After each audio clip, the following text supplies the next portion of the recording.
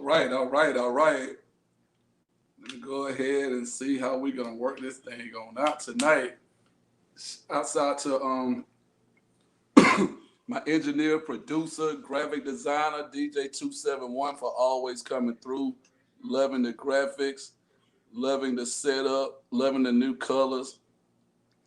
Shouts out to DJ271. First thing I need everybody to do, if you're signing in, I need everybody to put out in the chat. Tell me where you're signing in from, man. This is our first episode of Awaken the Genius Mondays. We have a special guest on, Superintendent of School down in Montgomery, Alabama, Mr. Bernard Mitchell, Associate Superintendent. Mr. Bernard Mitchell, and man, we have some questions. We're not holding back. There's no relationship or anything like that that's going to stop me from asking what I want to ask, because if you come on Awaken the Genius, we know that our primary function is to awaken the genius in the young people who we have been given charge of. We have a responsibility to these young people, and Mitchell will be coming on very, very soon. He just texted me. The man is actually an associate superintendent in a major city, so he's rushing through traffic right now just to get here, so he should be coming on real soon. DJ271, please let me know once he's live. So I just want to come on today and talk about several things that we need to do. First and foremost, like I said, I want to make sure that everybody checks in. Let us get some hearts. Let us know you're in here. Shouts out to Eli Welch. What's going on, Brother Welch? I see Brother Eli Welch is in here. Shouts out to my mom, Kathy Osbrooks. How you doing? Love my mom. Shouts out to Jonathan Bradford, who's always in the house representing Montgomery, Alabama. Shouts out to Jonathan Bradford. Mama said, I don't know if Mama meant to put hood evening or good evening, but she know I'm hood, so maybe she meant to put hood evening. Shouts out to Robert White. Who else is coming in here? Shouts out to Rashad Meadows. Shouts out to Marcus Vandiver and Erica Shante.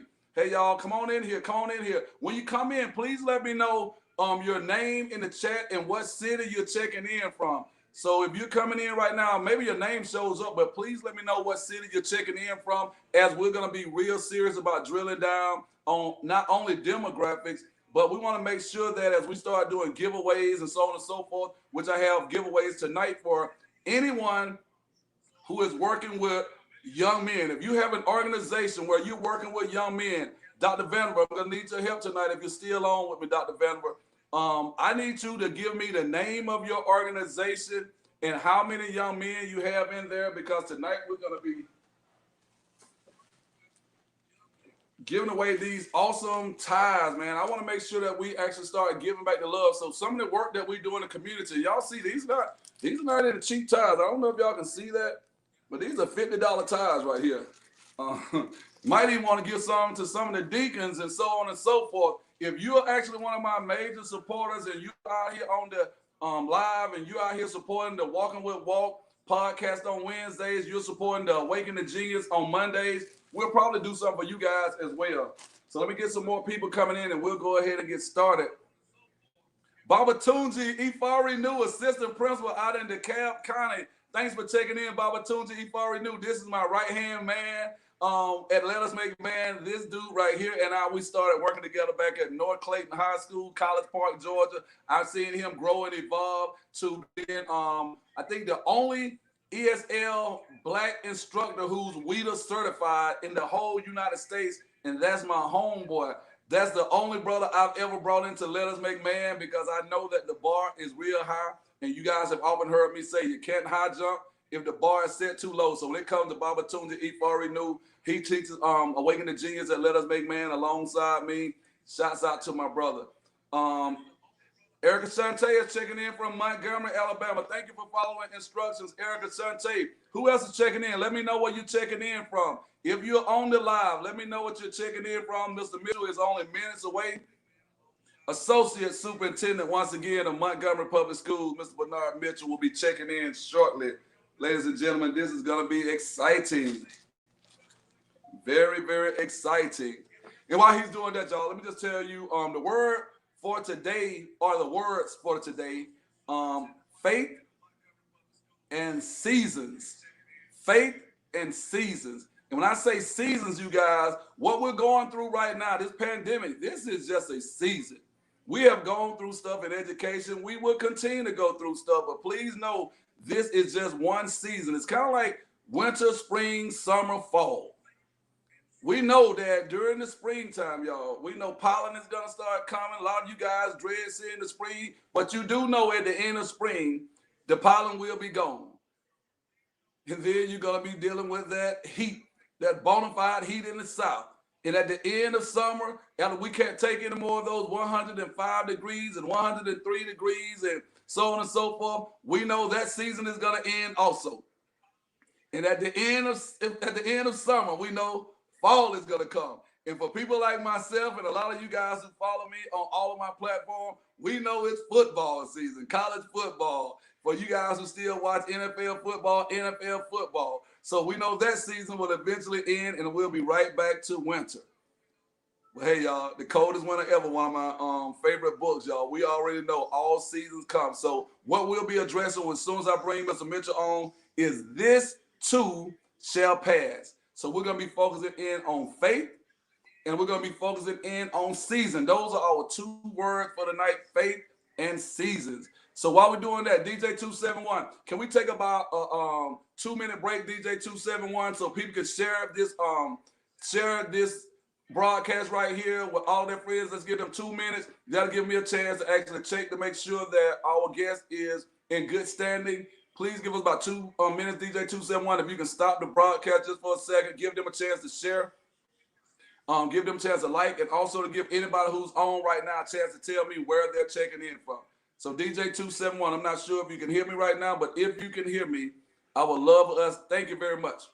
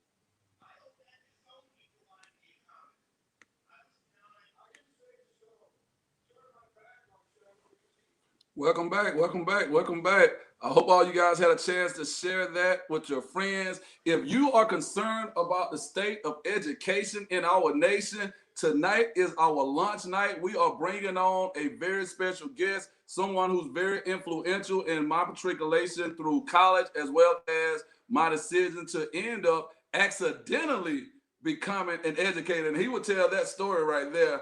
I am honored. I would be remiss if I did not say this person right here is not only a friend, he's not only a colleague, he's not only a peer, he is serving in the capacity of a mentor. And I said is because he still serves in the capacity of a mentor and a big brother.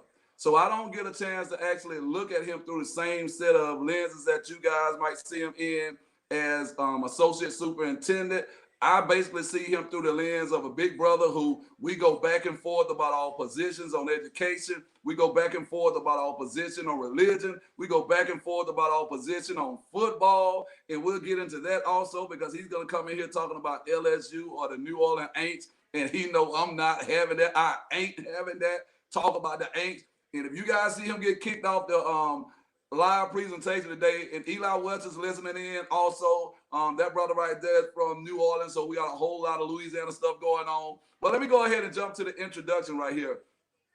They oftentimes say that people who want long introductions don't deserve them. People who deserve long introductions don't want them. So I won't waste a whole lot of time. I would just say, coming to the stage, one of the baddest educators I know. The brother was a classroom teacher at Lanier High School, sitting in Lanier High School in Montgomery, Alabama on the west side. He also served as a professor at Alabama State University on the post-secondary level, as well as Troy State University.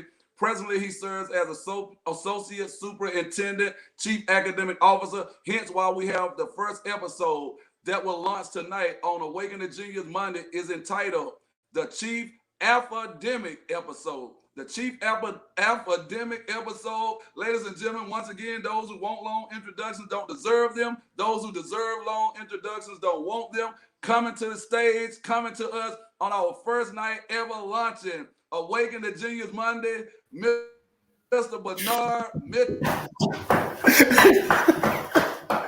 Oh! Man, I want to get in here. Woo! What's going on, Mr. Mig?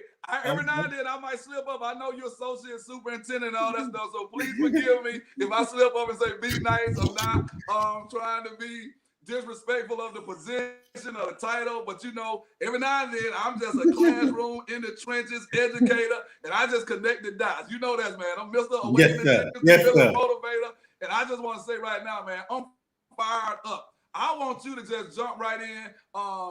Mitchell, can you tell us, Mr. Mitchell, a little bit about yourself? Because before everybody get a chance to, ask some of those deep, challenging questions, and before we start peeling back the layers on the onion and whatnot, I want them to get a feel of who this brother is, who they're sitting here listening to tonight, Mr. Bernard Mitchell. So give us a little background on who Bernard Mitchell is, starting all the way back to Louisiana, working your way through Grove Hill, Alabama State, up until now. If you don't mind, just give us a little background on Bernard Mitchell prior to Associate Superintendent Bernard Mitchell. Man, I've been wanting to break in on you. You know I like to interrupt you all the time, man. I'm yes, sitting sir. back and here saying, go get it! Go get it! Look. Oh, Principal Kafali would love you right now. I gotta say this for Principal. Oh, I say go get it! But I know he'll say up early, on fire, bam! So let me just say right here, Bernard Mitchell, you are on fire. I am happy that I brought you on as the first doggone guest on the Awaken the Genius Mondays. This is the energy I want to have every Monday right here. If you cannot match this energy, you need to be taking it higher. That's all I say right there, baby. Let's be nice. Introduce yourself to all of our followers and listeners. I'm sorry. Good afternoon, everyone. I want to make sure. I need to be appropriate like that, brother. Or can I just be nice or be mental? I want you to stay where you were. We will, if we need the code switch, if we see certain guests come on and you need the code switch, we're okay with that. But I just want you to talk in a way that the layman can understand that we're all in this together. We don't want them to see you as associate superintendent, the untouchable. We need them to know that you are product of a public school system. You are the product of Grove Hill by way of Louisiana. So they kind of know. That's why I want them to know who you are before they know what position you are in right now. Yes, sir. Yes, sir. Yes, sir. Yes, sir. Focus on the position that he presently holds. So give us a little background, Mr. Mitchell. Well, I want to let you know I'm the youngest of 15 children. And this is one woman, one man. The youngest of 15 children. And I told my brother, they kept trying till they got it right. He said it get worse and worse. We give up. Man, we have fun all the time. So it's about that energy. I am a mathematician who believes that a child needs to be directed in what they do. Even before I knew it, I was an educator. So born in Grove Hill, Alabama, the big city of Grove Hill, Alabama. We left Grove Hill when I was 4 years old and matriculated to Hammond, Louisiana. Not New Orleans, Eli. I love that, Eli. Not New Orleans, but Hammond, right there. I used to go there and spank some New Orleans butt, spank some Baton Rouge butt. Who that, baby? And then I played high school basketball in Louisiana. I came to Alabama State University on both an athletic and an academic scholarship.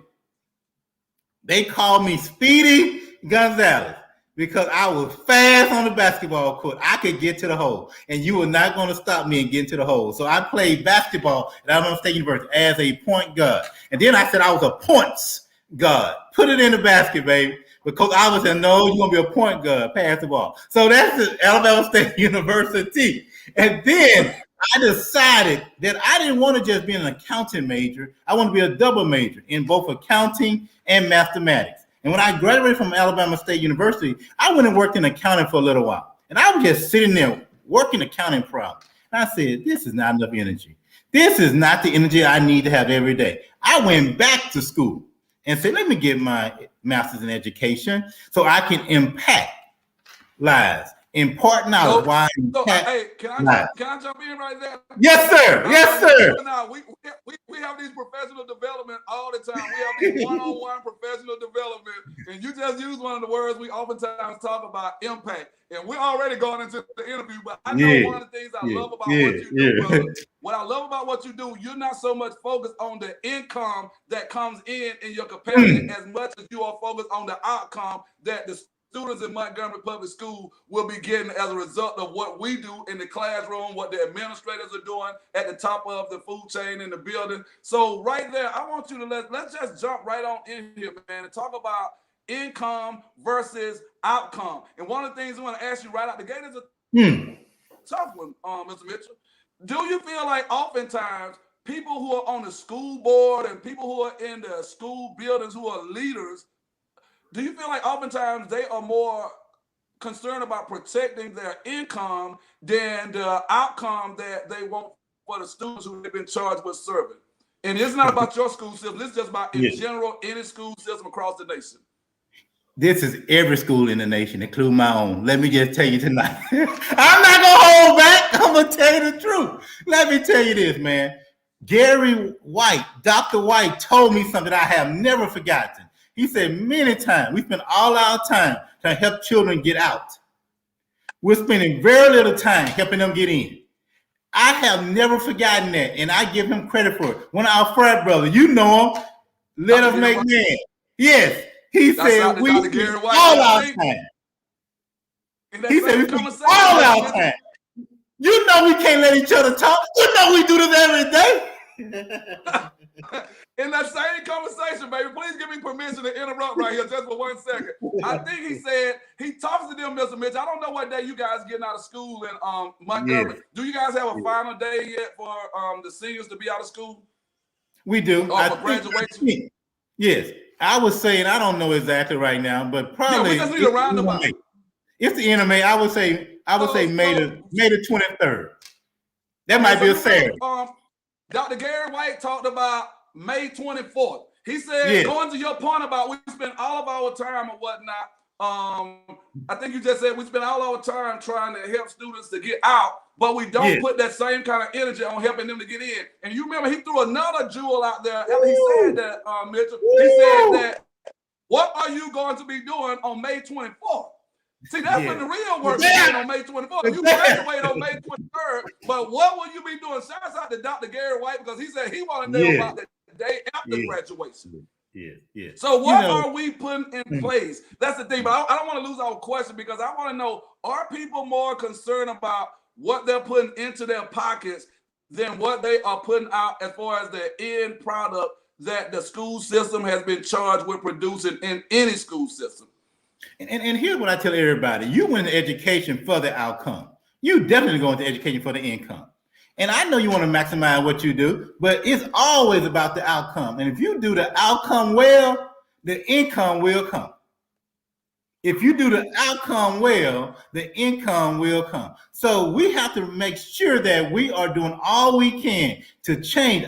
One of my favorite sayings is that if we change the activities, we can change the results. If it's always outcome based, watch out. Watch the actions. Watch the activity. Watch the result. One thing, man, when children get engaged in what they're doing, they thrive. Wow. The reason why I love Keenan Walker is that this is a guy who's a shutdown corner. He can teach any child, anywhere, anything. Come on now. Be nice. I appreciate that, man. That's why, ladies and gentlemen, he said he's a point guard. You see, he's directing traffic right here on the Awaken the Genius Monday show. This is what we do right here. He just passed the ball metaphorically to me. And I want to go into one of those analogies that he actually uses oftentimes. And here's one that we actually had a chance to speak about. And Mr. Mitchell, you talked to me about, I asked you a question. I sent a question to you and some school leaders in different states. And my question was, what are we doing about the state of Black boys, and how are you guys targeting Black boys in Montgomery Public School? And you said this right here. These are your exact words right here. You said your biggest dilemma is buried in the question. So I'm like, what's that? You said Black boys. You've already actually talked about the biggest dilemma. It's buried in the question. What are we doing? I said, well, I can tell you what I'm doing. I'm working with a host of men with Let Us Make Man. I actually have Brothers Building Up Brothers. I work alongside other organizations in which I want to do this for Montgomery Public School, with your permission, Mr. Mitchell. Yes, if sir. there is an organization that you know of right now who's doing real work in Montgomery Public School, and you actually can say, I know this young man who's working with young brothers over at Bell and Grab or Carver Junior High, Carver High School, Lee High School, wherever. I need those people who in your Rolodex who are doing the work. I need them to let me know, because we have ties that have been actually sponsored by Brother Derek Bozeman of Let Us Make Man, Mr. Willie Watkins of Willie Watkins Funeral Services here in Atlanta.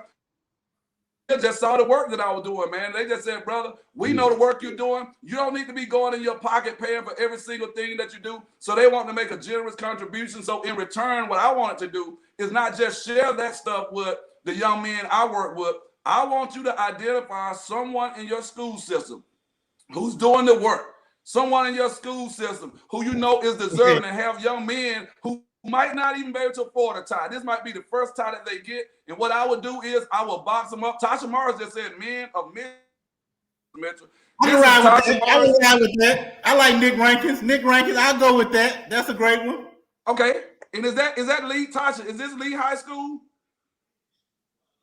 I think Tasha Morris is at Lee High School. So Tasha, if you can, I need to know right now if you can text Nick Rankins. I'm looking at your comment right here. Men of Mission, Nick Rankins. If you can text Nick Rankins, ask him how many young men he's working with.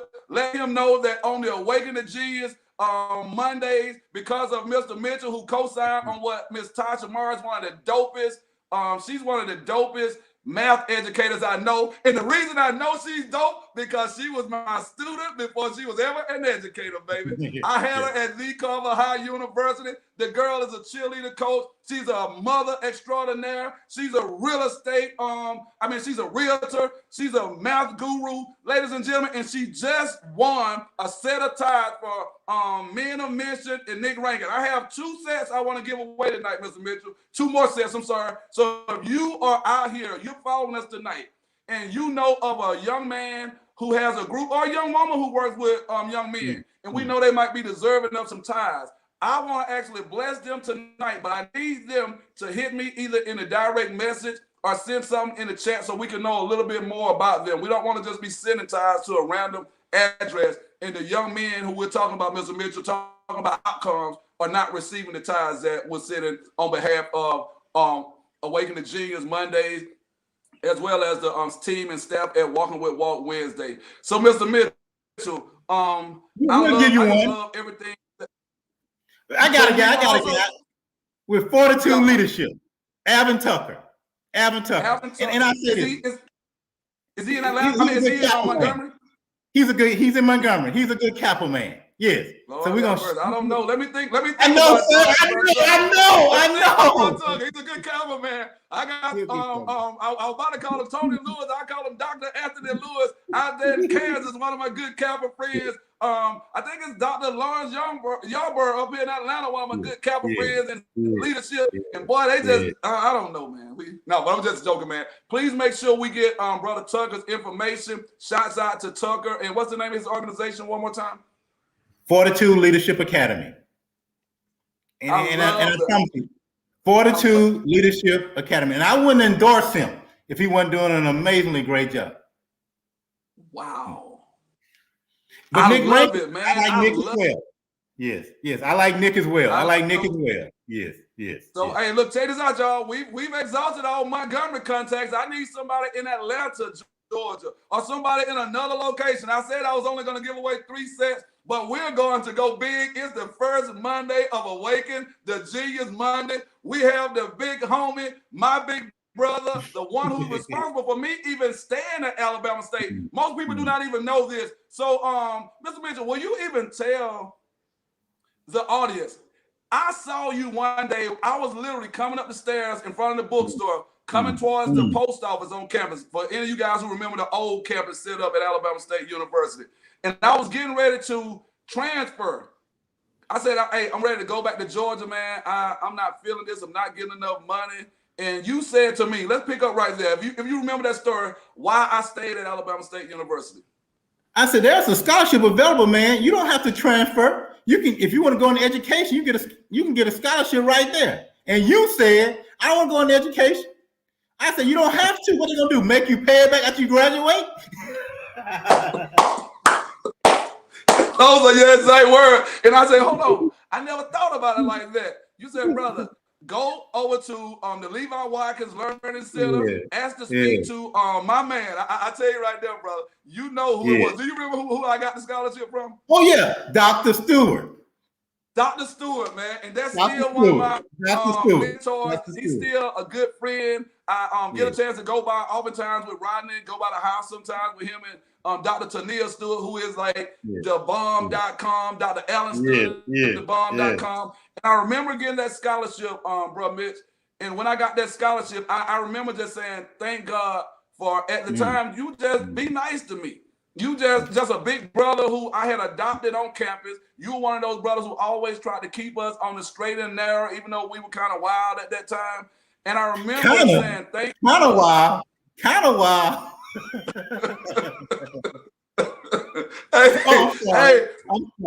I'm sorry. Hey, please don't go there, brother. Please don't go there. We're trying to keep this thing, man, for the young and sexy. We're going to do it professional. And every now and then, y'all see how we get. Every now and then, we'll code switch. We'll go in the opposite direction. So B, when I got that scholarship, I remember the first thing I thought about was gratitude. And I'm always on Thursdays. I'm always thankful. I call Thursday my thankful Thursday. And I'm thankful for brothers like you who found it not robbery to look out for brothers like me who really had no idea about how the college process works. And I think if you had not told me that, I would have transferred back to Georgia, but I don't think I would have understood the college process any better. And once I got that scholarship, I recall meeting Dr. Vivian DeShield. And I know you got some stories about Dr. DeShield. The lady right there. I remember I got my scholarship. I'm feeling good about being in education. And I come into her room. You know how she used to look over those glasses? And all I needed was her to change my schedule because everybody had told me that you don't want to take her class, man. Hey, you about to earn it if you go in that class. I said, yes, ma'am. I just need to get your signature just so I can change classes right here. And she just said, yes, sir. She said, have a seat. I'll sign in a little while. And I remember I sat there and I said, after 30 minutes, I said, Dr. DeShields, I said, I've been sitting here about 30 minutes. I'm not sure if you forgot about me. And she said, no, I haven't forgotten about you. And I sat there, and I remember the class ended. Yes. And I said, yes. well, you made me sit here the entire period just to get a signature? She said, oh, I'm sorry. She said, you need to go down the hallway and speak to the dean. I said, so I sat through your entire class and now I need to go and wait for the dean? She said, yes. I'm quite sure the dean wouldn't have a problem with signing off on it for you. And I walked down there and I remember Miss Royster. She was her administrative assistant at the front. And I said, Miss Royster, I'm sitting here waiting on the dean to come because I'm supposed to be dropping this education class and getting another professor. And she said, oh, yeah, she should be here because her class just ended. And I'm not a math major. I'm not a business major like yourself, Mr. Mitchell. But I recall saying, no, she's not talking about the lady whose class I just left. And I'll bring this to a hasty end right here. She walked in and she said, hey, Doc, someone's waiting to see you. She said, who is it? She said, that young man right there needs to get a signature to drop the class. I said, hold up, that lady right there is the dean? And I just sat through her entire class. And that's when I would just say a relationship, man, that only God could have reached down from the heavens and touched me on my shoulders. I detested that woman for about the first 2 weeks of knowing her. But I can say she is a major component to me becoming the educator that I am today because she didn't expect nothing but the best from me from the time she met me to the time that she gave me my internship at Houston Hill. And once again, we had a tough conversation, Dr. Mitchell, when I said, Doc, why did you give everybody else those nice internships and you gave me Houston Hill? She said, because I know it's going to do something for you at Houston Hill that's going to prepare you for the rest of your life to go and educate anywhere in the world. And all I can say, rest in peace to Dr. Vivian DeShields. Thank you, Dr. Mitchell. Mr. Mitchell, I know right now you're working towards that, but thank you, Mr. Mitchell, for giving me the insight to not just do what most teenagers would do in haste, run off and leave Alabama State with no direction. Thank you for guiding me down that path to actually even go and talk with Dr. Allen Stewart about getting a scholarship, because without those touches, you a point guard, you're a basketball man, you know you can't score points without touches. So thank you, brother, for giving me some touches and allowing me to score some points and find myself here with the Awaken the Genius Monday and have you here as my first guest. And this is just my way of saying thank you for anybody who doesn't know how tirelessly you work for the city of Montgomery, for the state of Alabama, for young people in general, but for all of the stakeholders specifically. So with that, I know I got a little mushy with that thing right there, man, but I just had to say that. So I want to ask you something I asked Dr. Vanderbilt last week. Since the show is entitled Awaken the Genius Mondays, when you hear the word awaken, what does that trigger when you hear the word awaken? I love that, man. And then I tell you this all the time, but I love this. You can only awaken if you were asleep. So you pushing someone to a different state, not Alabama versus Louisiana, but where they are. Have you ever tried to teach someone that wasn't attentive? Yes. So you are awakening what is already inside of them. You can't wake someone that's not present. So you're looking inside of someone and you're waking, you're saying, get up, get in, get excited, activate the desire. You're saying all that because it's in them. So you're awakening something that exists already. The ability to get up exists in all of us. So you are spurring them, encouraging them. Matter of fact, you're forcing them to get up. I love it. That already exists. You're not creating something. You're not putting something in a magic portion and creating something new. You're awakening something that already exists inside of someone already. And I know you know our scholars say don't define a word with a word, but awaken is awaken. And I love it. Wow. Nothing comes to a sleeper but a dream. I remember you saying this to me recently. Nothing comes to a sleeper but a dream. Could you expound on that statement? Nothing comes to a sleeper but a dream. Well, that's not all the way true. Also, like a long time ago, you could play in somebody's ear. So sometimes joke come to them too, but that's a whole nother story. Okay. But if you don't get up, and I always say to someone, don't wake up the dream, wake up the dreamer, and let the dreamer wake up the dream. See, You I need you to say that do again. anything. Hey, you need to run that one back. I don't know if everybody caught that. Could you run that one back one time? Don't wake I'm up. telling Let's people, start right there. exactly. I'm telling people, don't wake up the dream, wake up the dreamer and compel them to wake up their own dream. Now you got some dominoes going on because they have a dream that's been awakened by themselves. Man, let me just tell you this right here. Eli Wells just said that Dr. Stewart gave him that scholarship also. I never knew Yes, that. So if it yes, wasn't for us yes, awakening, man, let's just say Eli and everybody else who got that scholarship, I think it might have yes. been the DeWitt Wilder scholarship. Shouts out to Dr. Stewart, man, for awakening all of these dreamers, because I know Eli come from the same background that I come from. He's a dreamer, just like I'm a dreamer. Yes, and I want to yes, challenge everyone who's listening tonight, because we're getting ready to ease into COVID. yes, We're getting ready to ease into the 4 agreements. Y'all know I wasn't going to let Mitchell get off this screen yes. without talking about some of my favorite books. We're going to be talking about one of my favorites that's from one of my favorite educators, and it's a female educator, Miss Marva Collins, who I call the GOAT, baby. If you don't know Marva Collins, who's from down there, I think she's down near where Jeff Tate is from, Mitch. Where's Tate from, Mitch? Right down there near Jeff Tate, who played football at Bama State. Jeff Tate, you got me there. You got me on that one. Yeah, but I want Jeff you to know, Tate. I was while you look at that, I Marva want you to know Collins. that he gave me that scholarship too. So I got that scholarship as well from Dr. Stewart. You got the scholarship also? Yes. So there are 3 great men of Alpha on this live right now, Awaken the Genius Monday, and I'm just finding out that all 3 of us are recipients of that scholarship, and all 3 of us are making a big impact in the field of education. And the thing that I love about yourself and Eli Welch, who's on here, who is a man, when I tell you, is an educator. I love the fact that all of us come from the school of thought that you cannot outwork us. You will not outwork us, because we understand that it's definitely not about the income. It's all about the outcome, because we serve a mighty God who has charged us with serving some mighty, awesome children. And that's going to lead me into my first educator, Mr. Mitchell. I would love for Dr. Eli Wells to comment on this as well. This book right here, man, one of my favorites. A lot of you guys might have not heard this, but if you have not, you know, every time I come to you, I'm going to bring you a new book I want you to focus on. Marva Collins, Ordinary Children, Extraordinary Teachers. But if I had to do it, I would X out teachers and put extraordinary educators. Marva Collins, you guys, this one you want to add to your arsenal if you are an educator. Ordinary Children, Extraordinary Teachers. So Can I chime in there? Can I chime in for me? You always interrupting me, brother. Always. But look at the word extraordinary. Look at that word. What's the difference between ordinary and extraordinary? It's that little word extra. It's that little word extra. The difference between ordinary and extraordinary is that little word extra.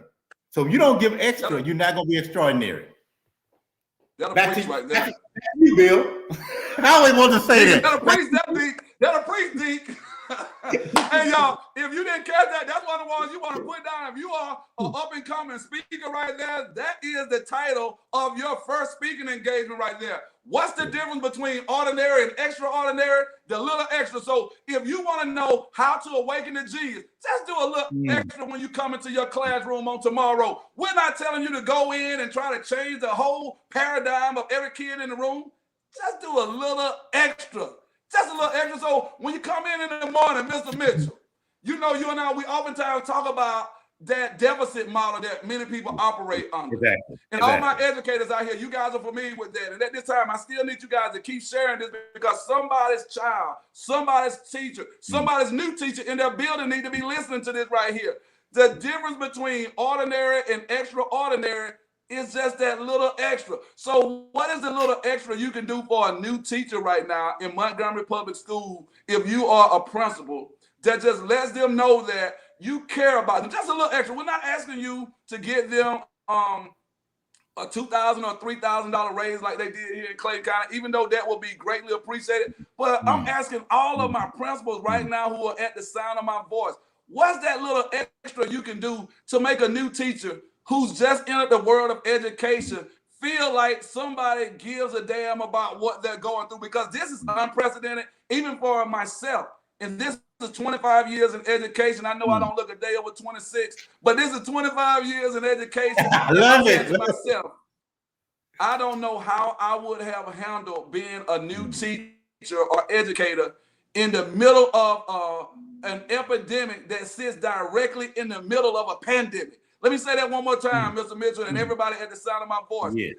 I empathize with any new teacher who is trying to figure this whole thing out in the midst of an epidemic that sits directly in the center of a pandemic. What is the little extra you can do as a principal tonight? Even if you have to go out to Walmart, you will be surprised. A lot of these new teachers don't even have the damn markers they need in their classroom right now. They're not asking for a whole lot. They're just asking for a little extra. Mr. Mitchell, I want you to talk about that. What can we do? Because this is something that's near and dear to my heart. And you're one of the people who can make a difference. You're sitting in a position where I know you can't affect change tomorrow, but what can we do to ensure that we go back to the days as educators of assigning a real mentor to a new teacher, and not just somebody who's been teaching for a long time, but someone who genuinely cares. They connect, they ask the right questions, they relate, and they have expectations for those new teachers, but they also are willing to give that little extra.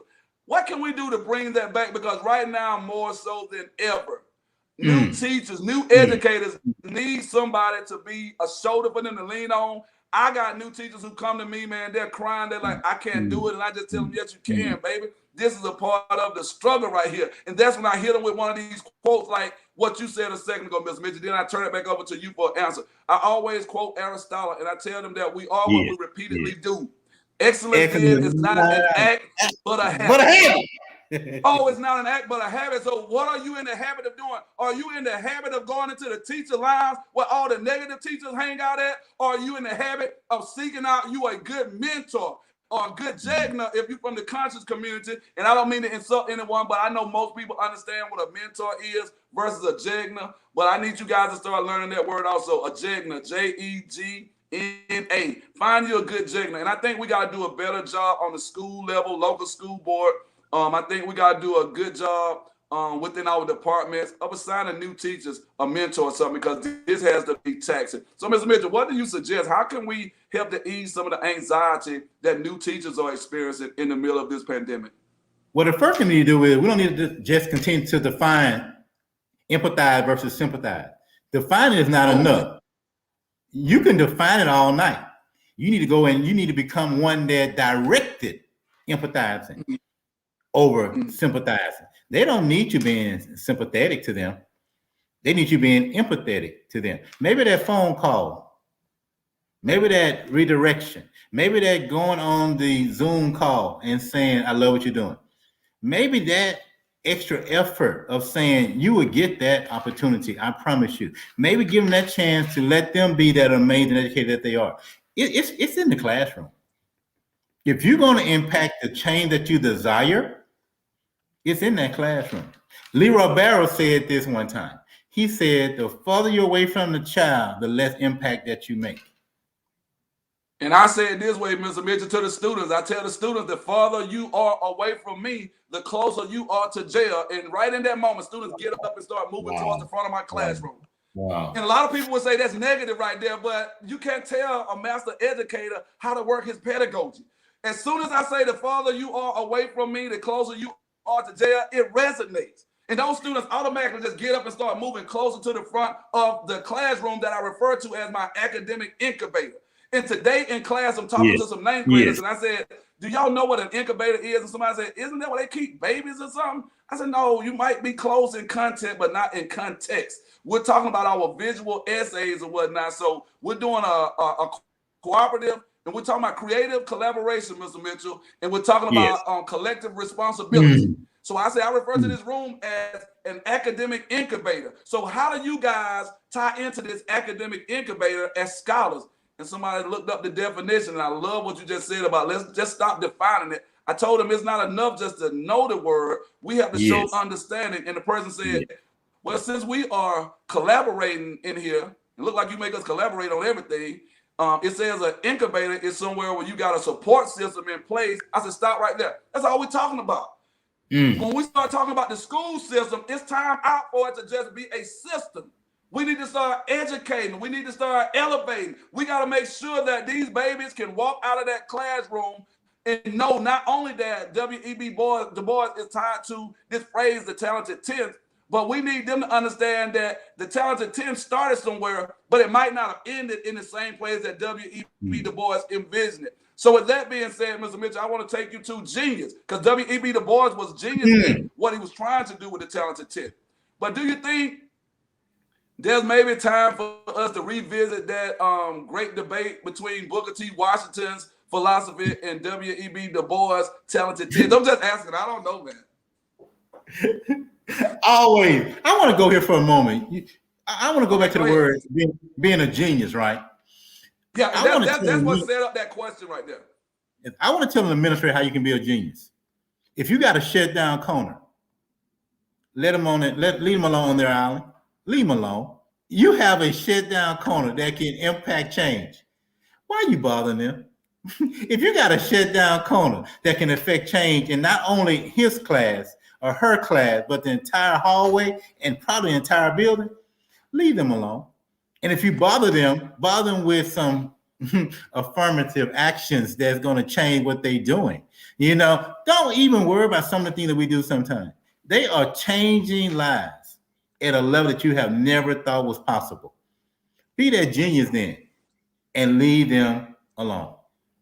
Let them be that remarkable leader that they are. They are causing more impact. See, here in this book right here, Become the Educator They Need. And I'm going to endorse Robert Jackson. And it so happens that we had this study.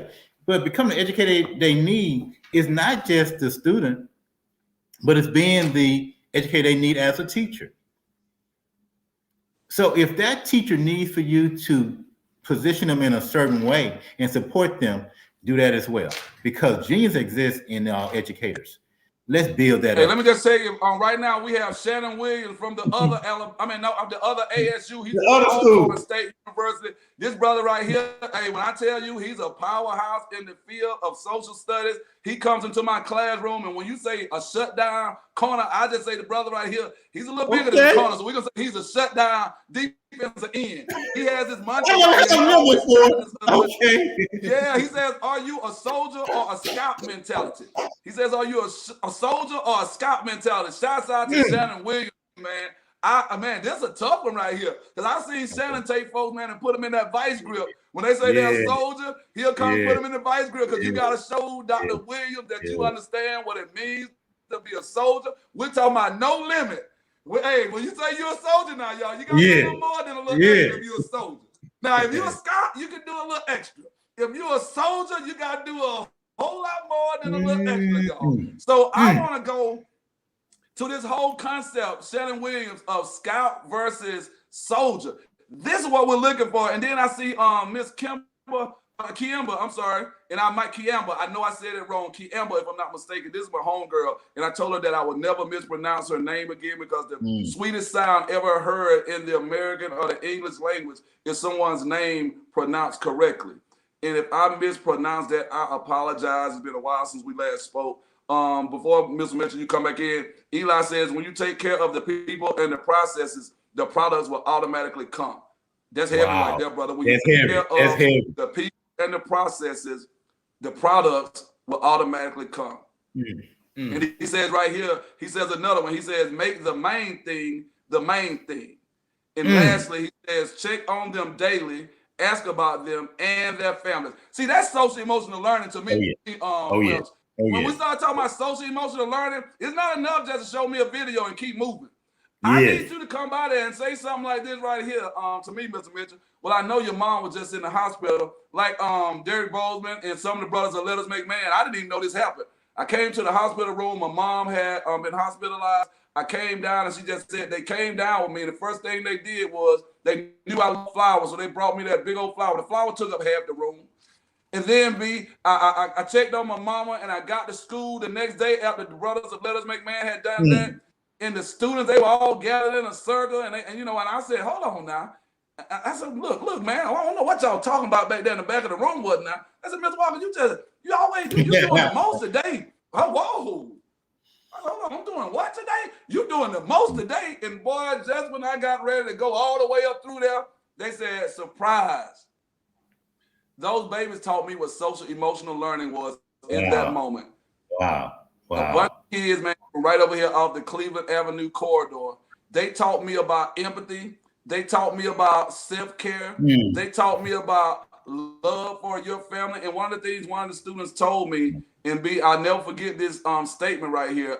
I never forget it. This student right here said, Mr. Walker, you always doing stuff for everybody else.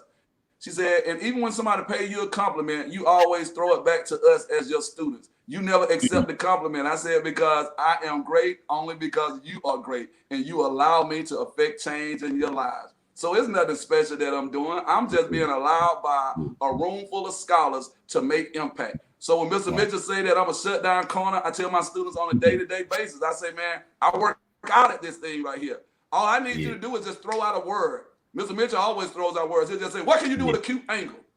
And I told Mitch one day, I said, Mitch, I said, boy, you brought out the gold in me, baby. I went back to my room, Mr. Mitchell. Thank you to you for always challenging me. You said, you can't do nothing with a cute angle. And I went back, and a math teacher at my building was talking to me about these kids just don't, I don't know, they just don't like math. They're just not interested in it. I said, are you interested in them?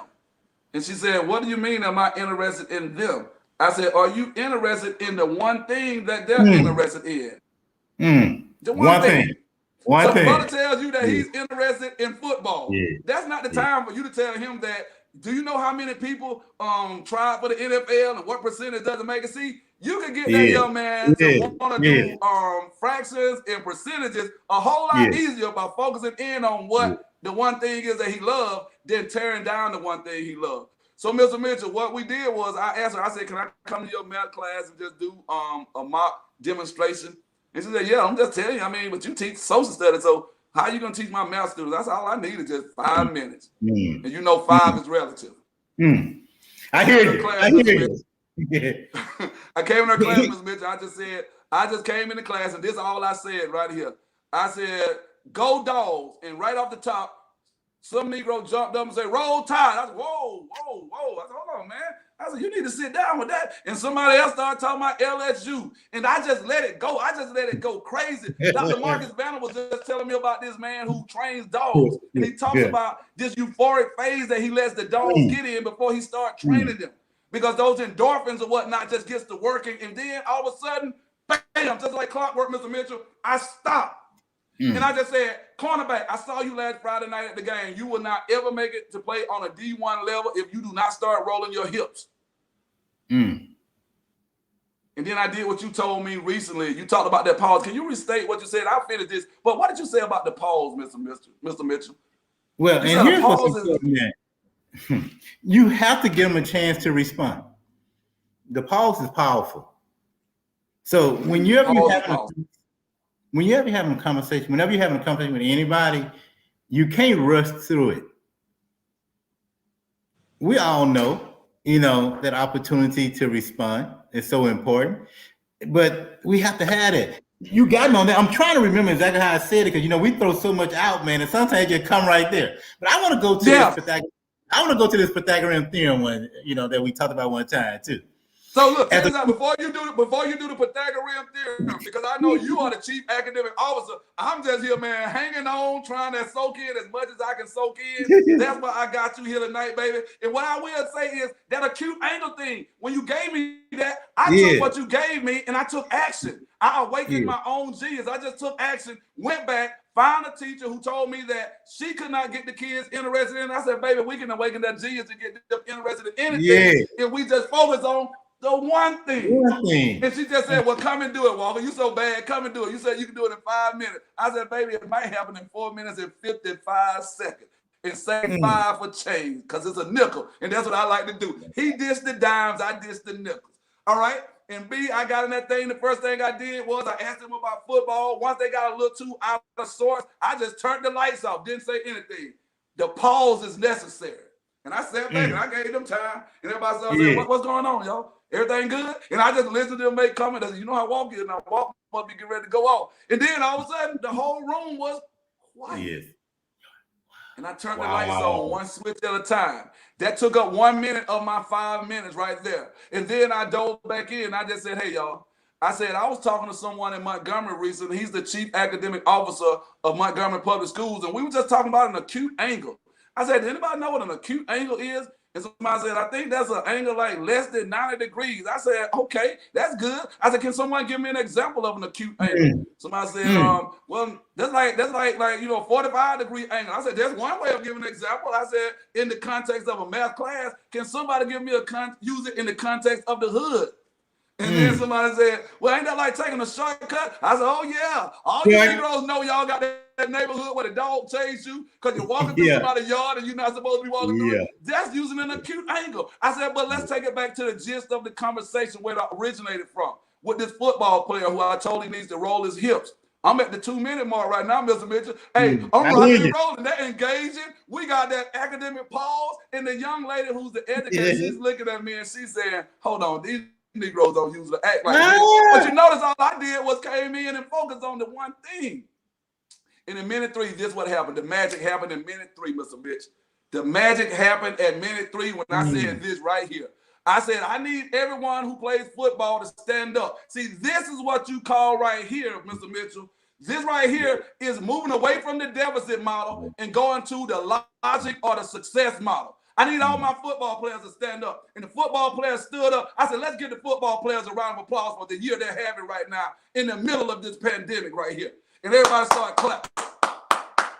And once they started clapping, and somebody said, Ms. Walker, you always get us fired up. I remember you coming to talk to the football team last year. I said, that's what educators do, baby. We don't operate in the building. That's a part of the school system. When you're part of the education system, you impact change inside and outside of the school. I said, so now we have the 4-minute markers upon us.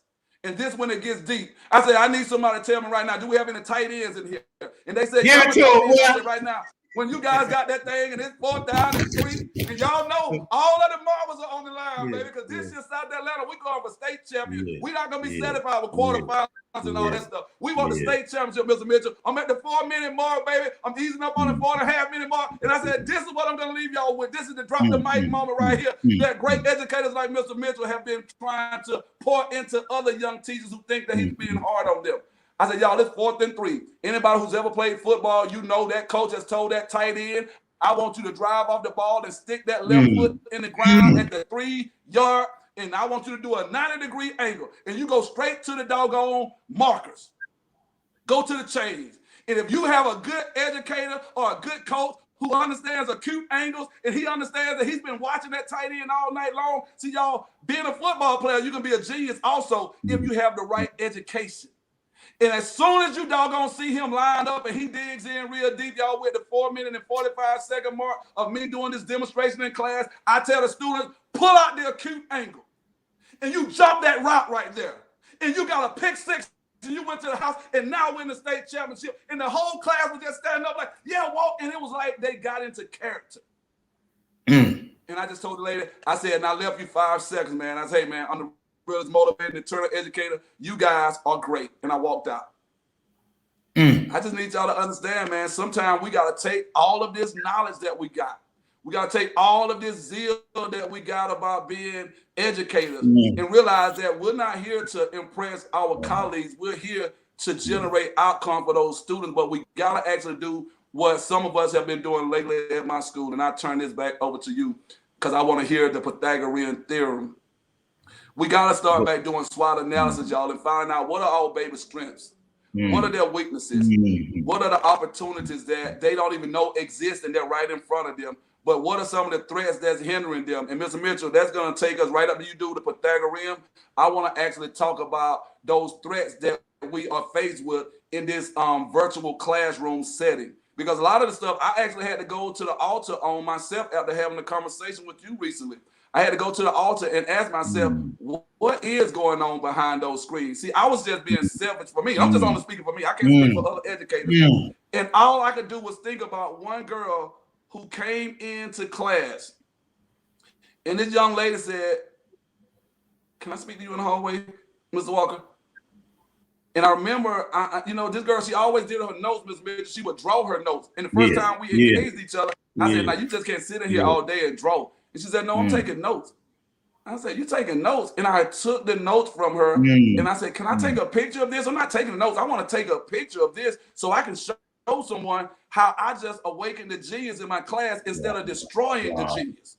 Wow. And that young lady, when she went through one of the toughest moments in her life, she went back to her SWOT analysis and she said, "Can I speak with you in the hallway?" And we got to the hall. She started talking to me about her threat square on her SWOT analysis. And she broke down crying and she gave me a hug. And I don't even know what I would do now in the midst of COVID, because somebody might think that, hell, I have the letter A from the scarlet letter on my chest if I hug the child who's dealing with trauma and just needed a hug. They weren't trying to give me COVID-19, or they weren't trying to do anything that goes against safety protocols. But what do we do for that baby who's at home, like a young man today, Mr. Mitchell? And now we're going right into what I want to talk about. In the midst of this pandemic, one young man told me, "I've been taking care of my grandma since I was in 3rd grade." He said, "So my mama about to pull me out of school, and I'm getting ready to go to DeKalb County because I got to start back taking care of my grandma." I said, wow. So now we made this great connection in the face-to-face. We've only been here, I think, 2 weeks, if I'm not mistaken, back to face-to-face. And that young man just said, "Mr. Walker, you still gonna stay in touch with me?" Oh man, I was crying on the inside because I know what's getting ready to happen. He's going to be in a new environment, and he's probably going to be engaged with some teachers who are dealing with some of those anxieties that testing and all those things right there bring about with teachers when they don't know if they're being supported. So, Mr. Mitchell, let's deal with some of the threats that we have in this virtual space in the middle of this pandemic. How are you guys dealing with students not logging in, and how are you guys dealing with creating solutions to help them to be prepared for the standardized tests that they have to take? So 2-part question. How are you guys dealing with holding them accountable for not signing in or not starting their videos? And at the same time, what are you guys doing to kind of ease some of that anxiety for those teachers who have testing classes and they know that they're on a pacing guide and they have to get them somewhere real soon? Well, I mean, you're on fire, man. And I love this. Now, y'all got to think about this. This is a guy who didn't even want to do lesson plans. He talking about SWOT analysis now. This is a guy who he didn't want to even do lesson plan. But I told him, "Man, you always been doing lesson plan. You've always done lesson plan. You can't do what you're doing at your level and not be doing lesson plan." I love too that you might even have done threats before you did strengths. You may have done threats before you did weaknesses. You may have done threats before you did opportunities. You don't always go in that order. That's what I love about that. And so here's what I'm telling you and everything and everybody else. Absent students cannot learn. Even in this pandemic, a student must log in and participate. I get it that we are nervous. I get it that things are happening, but absent students cannot learn. If a student does not participate, we will not pass that student. An absent student did not obtain the standard that he or she was desired to do, they cannot pass. The whole job of an educator is to awaken the genius. If they're not present, they're not going to pass. So we have 4 situations in Montgomery. Anyone who participated at the end of May, we want to evaluate who they were. If they did everything they should have done, they're going to pass. They're going to pass that course or that class. They're going to move on. The second group of students, they're going to be in either group 2 or group 3. If they did not do anything to warrant them passing, they will not get a passing grade. Students are believing that I'm going to pass anyway. They did it last May. No. A teacher is working extremely hard, doing everything in his or her power to provide the opportunity for a child to learn. And for that child to not participate, they have the iPad or the Chromebook or the laptop that they need. They have the package that they need, and they have a teacher daily embarking upon knowledge to help the child learn. And that student refusing to participate, it's simply, I think it's asinine of us to do that to a teacher, to let that student pass when they have done nothing that teacher have given effort after effort to support. So those students, they're going to be either group 2 or group 3. They must go through summer school, and they must work through critical initiatives, critical standards, essential standards, and show that it warrants them to pass. If they were on the cups of passing, they can pass through the summer, but they cannot just be passed because we're in a pandemic. Every teacher, for the most part, I believe, has been so sensitive, so compassionate, so understanding, and the child still did not log in and participate. And I know it's a parent right now saying that we're in a pandemic, but the teachers already have cut back and said, "I'm gonna work with you. but you still did not participate at all, that is not setting the child up for success in the future. You're setting them up for failure. You must participate. You must help them be a go-getter. You must be a go-getter. You must realize that it's a thing that you must do. And lastly, if that child refuses to do anything to warrant them passing, they will go into the next year as a current sophomore, becoming a new sophomore, because they will not get to pass. Now, what we're going to do is we're going to work through the next year, and we're going to let them, with the teacher helping, we're going to need all our amazing educators to help us in this regard. We want them to work through current standards and next year's standards, whether it's a Saturday academy, evening academy, double dosing. We want to pay our teacher for that opportunity. So if they only miss one particular course, we want to work with them. But we cannot just simply pass them if they have done the thing. They have not done the thing to warrant them passing. That is setting the child up for failure. And we are doing a disservice to the child. We cannot help them just get out. We got to help them get in. Thank you, Dr. Well, can Gary. I ask you this? Thank you, Dr. Gary White. You are, man, when I tell you, you are like a shooting guard who can't be stopped. I don't know if you remember that night when Kobe went for 81. Yes. It just looked like he couldn't be stopped. And I feel like right now, Mr. Mitchell, it's rare that we get a chance to hear an associate superintendent speaking from the vantage point that you're speaking from. Because I asked you that question. I said, I'm going to ask you this on the live. Because people want to know, man, if they're busting their butts, a lot of times we are thinking that educators just don't want to do the work. We're saying, why am I up at 3 o'clock in the morning looking at SWOT analysis, grading papers, trying to figure out what I can do to help a child, just for that child to come in and say, bro, they've already told us, man, y'all can't fail us. They've already told us that, some of you teachers, y'all fail too many people, you're going to lose your job. These kids know more about what's going on than we do. So I love the fact that you are brutally honest and you're saying there's no way you can fail if you show up and you do your part, because most educators in the building, they want to see you be successful. They have been. They've done everything in their power to support them. And you've done nothing. Continue to do that as educators. And I want to say shouts out to the teachers in Montgomery Public School, because I've been reading the articles. I mean, Montgomery is my second home. And I want to say shouts out to you, Mr. Mitchell. Keep the tough skin, man, because one thing I always heard is that if you don't have haters, you ain't doing that. And I'm saying that in the real street sense of it, not from the academic standpoint. If you don't have haters, you ain't doing nothing. So, Mr. Mitchell, I've seen you, man, when you were at Lanier High School as a classroom educator. I've seen what you do. I've seen you when I had to reach out to you on behalf of somebody when you were a math teacher right over there at Alabama State University. That same brother just told me recently. And he's an actor who's on the big screen. You know who he is. Brother Johan's Miles. He just told me. Johan. I want to say thank you again for you reaching out to Mr. Mitchell, man, on my behalf back in college. I said, bro, you still remember that? He said, bro, that was a game changer. That changed my life. Yes. I just started doing the right thing. He had that grade. He had that grade till you called me. Wow. But if you realize what just happened, is that not the empathy that some of our educators who are stressing this testing window is going to happen? So, Mr. Mitchell, I mentioned Johannes in that example because I know that he and we have been talking, and he talked about Elijah and Elisha. And he talked about that torch being passed.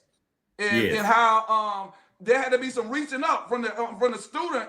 And as the educator was going up into the heaven, there had to be some reaching up. He didn't just pass the torch. There had to be some reaching for the torch. So what are you saying to the teachers and educators in your space? Because I love the way you juggle the good, the bad, and the ugly. Exactly. We got the test is here. If I'm not mistaken, the test is here. They're going to be tested in Montgomery, right? Yes, exactly. So but here's what's most important. Yes. You're not grading every day. You really should be assessing. It's a big difference between grading versus assessing. Now, you're forced to give a grade. But as an educator, an amazing educator, you're required to assess. You assess and learning. What is the standard or the standards that they have not obtained? What are you assessing? And even back to Johan's situation, when I assessed the situation, I drew a conclusion. The goal was to push him forward to what's necessary and needed. And when I assessed the situation, I realized that he can move forward, because when I assessed where he was prepared to move forward. He was prepared to do the next step. So when you're there and you can help a child get in or help an adult get in, you can help them now get out. But until you're ready to help them get in, you should not let them get out. I'm gonna tell you, there's sometimes a required intermediate dip. Something you gotta drop before you rise. Sometimes you gotta let that parent know. And I know some parent might be saying, no, no, no. I'm saying yes, yes, yes. Sometimes the true learning occurs in failure. The true learning occurs in temporary failure. The worst thing we can do is give someone something they do not deserve. They didn't do it back in slavery. So why are we doing it now? We have to challenge our children to work and compete for excellence. That is required. That's required. When you truly, as an educator, you challenge the process, even when you have an assistant superintendent or an associate superintendent or a chief academic officer, to say, let's not let them just pass. That is not the lesson that would get them prepared for life.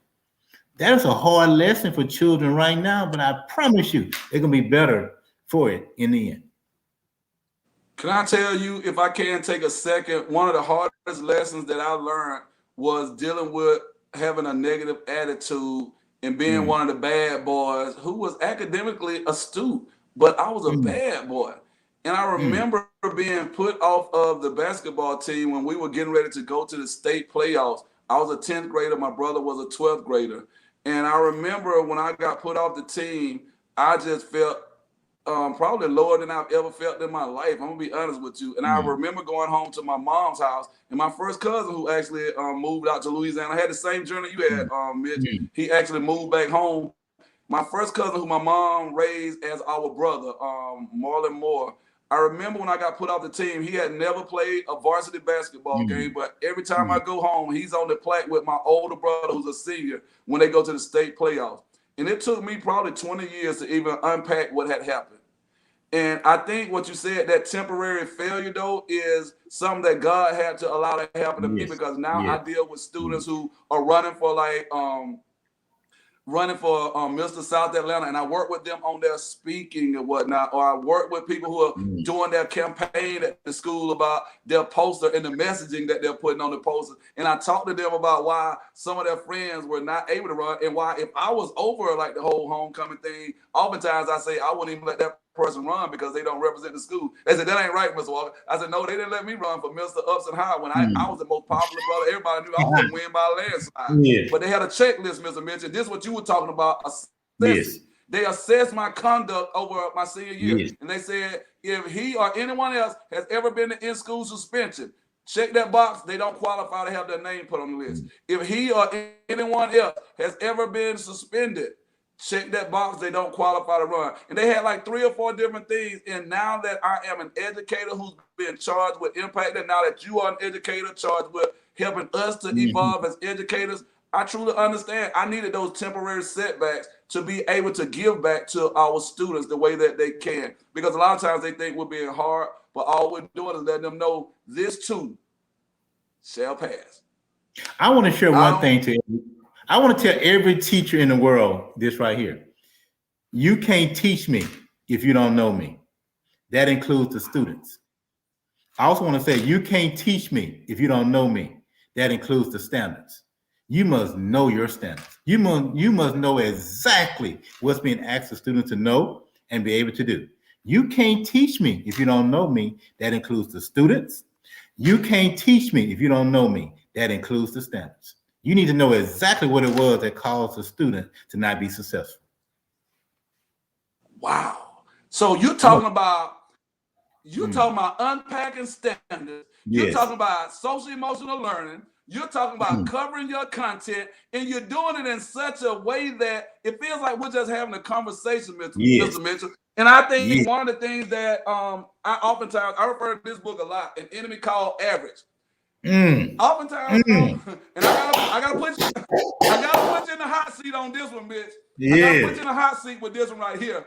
I think oftentimes in a lot of school systems, and I know it might not be in your school system, but I recall when I worked in the school system, and I was a hard-fighting soldier on the battlefield alongside you. This before the associate superintendent days. Yes. I remember you guys had lamp which is the magnet program at Lanier, and we had CPAC, which is Carver Performing Arts, I think, Center or something along those lines. Yes. And they took CPAC from Carver and they took LAMP from Lanier.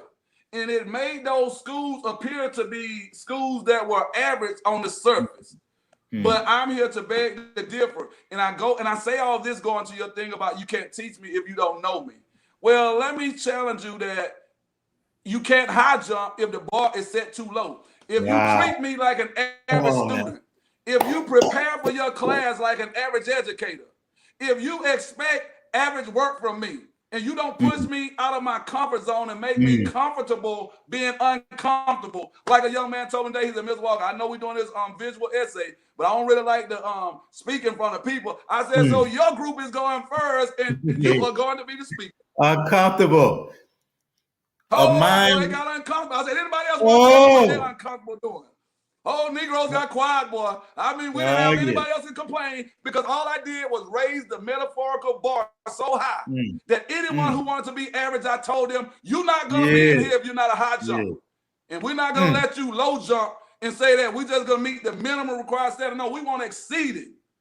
And I don't just want you to exceed in my class. I hope that whatever I'm teaching you is going to help Ms. Hamilton Williams, who is my U.S. history teacher. I'm hoping that the skill sets I'm giving you in government is going to help you to exceed on her U.S. history part of the graduation test. I'm hoping by me talking to you about entrepreneurship, law of supply and demand, talking to you about scarcity and talking to you, and I don't have to use that vocabulary, Mr. Mitchell. All I got to do is just talk to kids about these green bricks that I have on all of my shows. And all I got to do is talk to them about going to Walmart on Black Fridays and everybody fighting over some TVs and stuff that makes absolutely no sense. And kids say, Ms. Walker, I don't even know why folks go out there because they only put so many TVs out there. Then I ask this question, Mr. Mitchell, because to all the educators and parents and students and administrators out there, this is my mantra that I will live on and stand on to the day they throw dirt on top of me. And I want y'all to look into my eyes because this is the most important thing I will say on this broadcast. And I hope that my brother, the associate superintendent of Montgomery Public School, can receive this because I want you to take this back to your school system and let them know the most important thing kids are seeking from us on a day-to-day basis is something like this right here. I tell them every day, I'm not concerned about your answers. I'm only concerned about your questions. See, you're not getting educated as long as you give them an answer because you could get the damn answer key out the back of the book and have all the correct answers. But can you ask the appropriate question to show either you understand or don't understand? And somebody said, can you give an example? That Ms. Walker, you always got a story for everything. I said, yes, sir. If you are having an asthma attack, do you want me to come by there and tell you all the answers to what causes asthma? Do you want me to give you all of the breakdown of what's included in that asthma pump? Or do you want me to ask you, are you okay? And I said, you might only be able to say to me with your hand, and that indication says to me that maybe whatever you need is in your pocket. Do you have an asthma pump in your pocket? See, here's a person who cannot even speak for himself. Like oftentimes our children are in the classroom, they got the knowledge in their head, but they cannot articulate it. And it's incumbent upon us to ask the right questions if we care. So when we care, Mr. Mitchell, we connect the dots. That's the acronym. When we care, Mr. Mitchell, we ask the right questions. When we care, Mr. Mitchell, we can relate to our students. And that's what you were just talking about. You can't teach me if you don't know me. But more so than anything else, Mr. Mitchell, when we care about them, we expect more from them than they expect from themselves. So we know they need the asthma pump, but we're trying to demonstrate. That's what Dr. Vesper said over here in the comments earlier. We're trying to demonstrate for them what questioning really looks like in real time. And I know we're down to our last 25 minutes, so I want to just share a few things with you guys. I'll read a couple of comments, Mr. Mitchell, because I know some of these are probably for you. But one of my another classic for me is the 7 Habits of Highly Effective Teens. Now, this is not Stephen Covey's 7 Habits of Highly Effective People. This is Sean Covey, 7 Habits of Highly Effective Teens. And a lot of times people think that, we're as educators just standing in front of the classroom talking. bro, I'm always reading and doing research to figure out my own Yes. SWOT analysis, what I'm Yes. struggling with. And that's why I love talking to you, Mr. Mitchell, about what we need to do to help those black and brown babies who we know make up the majority of our school system. And that's going to Yes. transition me into a tough question, Mr. Mitchell. I started talking about Carver and CPAC and LAMP for a reason. I want you to think I deviated from that. Is it fair to say that many in our community, we have moved to a point, and I was sharing this with Dr. Vandiver on last night after we celebrated our 25th line anniversary. I said, have we moved into a space where we have adopted the talented 10th mindset so well that the babies in the class who have the Booker T. Washington mindset that just say, I just want to work on cars. I want to go out there and help my grandma plant a garden. So now the stuff that they call organic food, that's the same damn food Big Mama was growing in her backyard for the last 25 years. So we would not have a Poor Richard's Almanac if somebody did not encourage some baby to go out there and work with his hand. We would not have a George Washington car at the Tuskegee Institute without a Booker T. Washington saying, bring that genius down here so he can awaken the genius in these rural. Oh man, I mean, we need him to come to Macon County and awaken the genius. They had genius in Macon County, Mr. Mitchell. They just needed somebody to awaken it because they had fallen asleep. And Carter G, I mean, not Carter G, wasn't my man, George Washington Carver. He went down through Macon County and he told people how to take flowers and turn it into paint. And when everybody started hating on him, Mr. Mitchell, this is what killed him. They said, these teachers, they said, you know, I'm just paraphrasing what they might have been saying during that time period. Oh, they just down here teaching at this college or whatnot just to get a check. And I can hear George Washington Carver in that little soft voice that he had saying, look in my desk drawer. I've never cashed one single check since I've been here.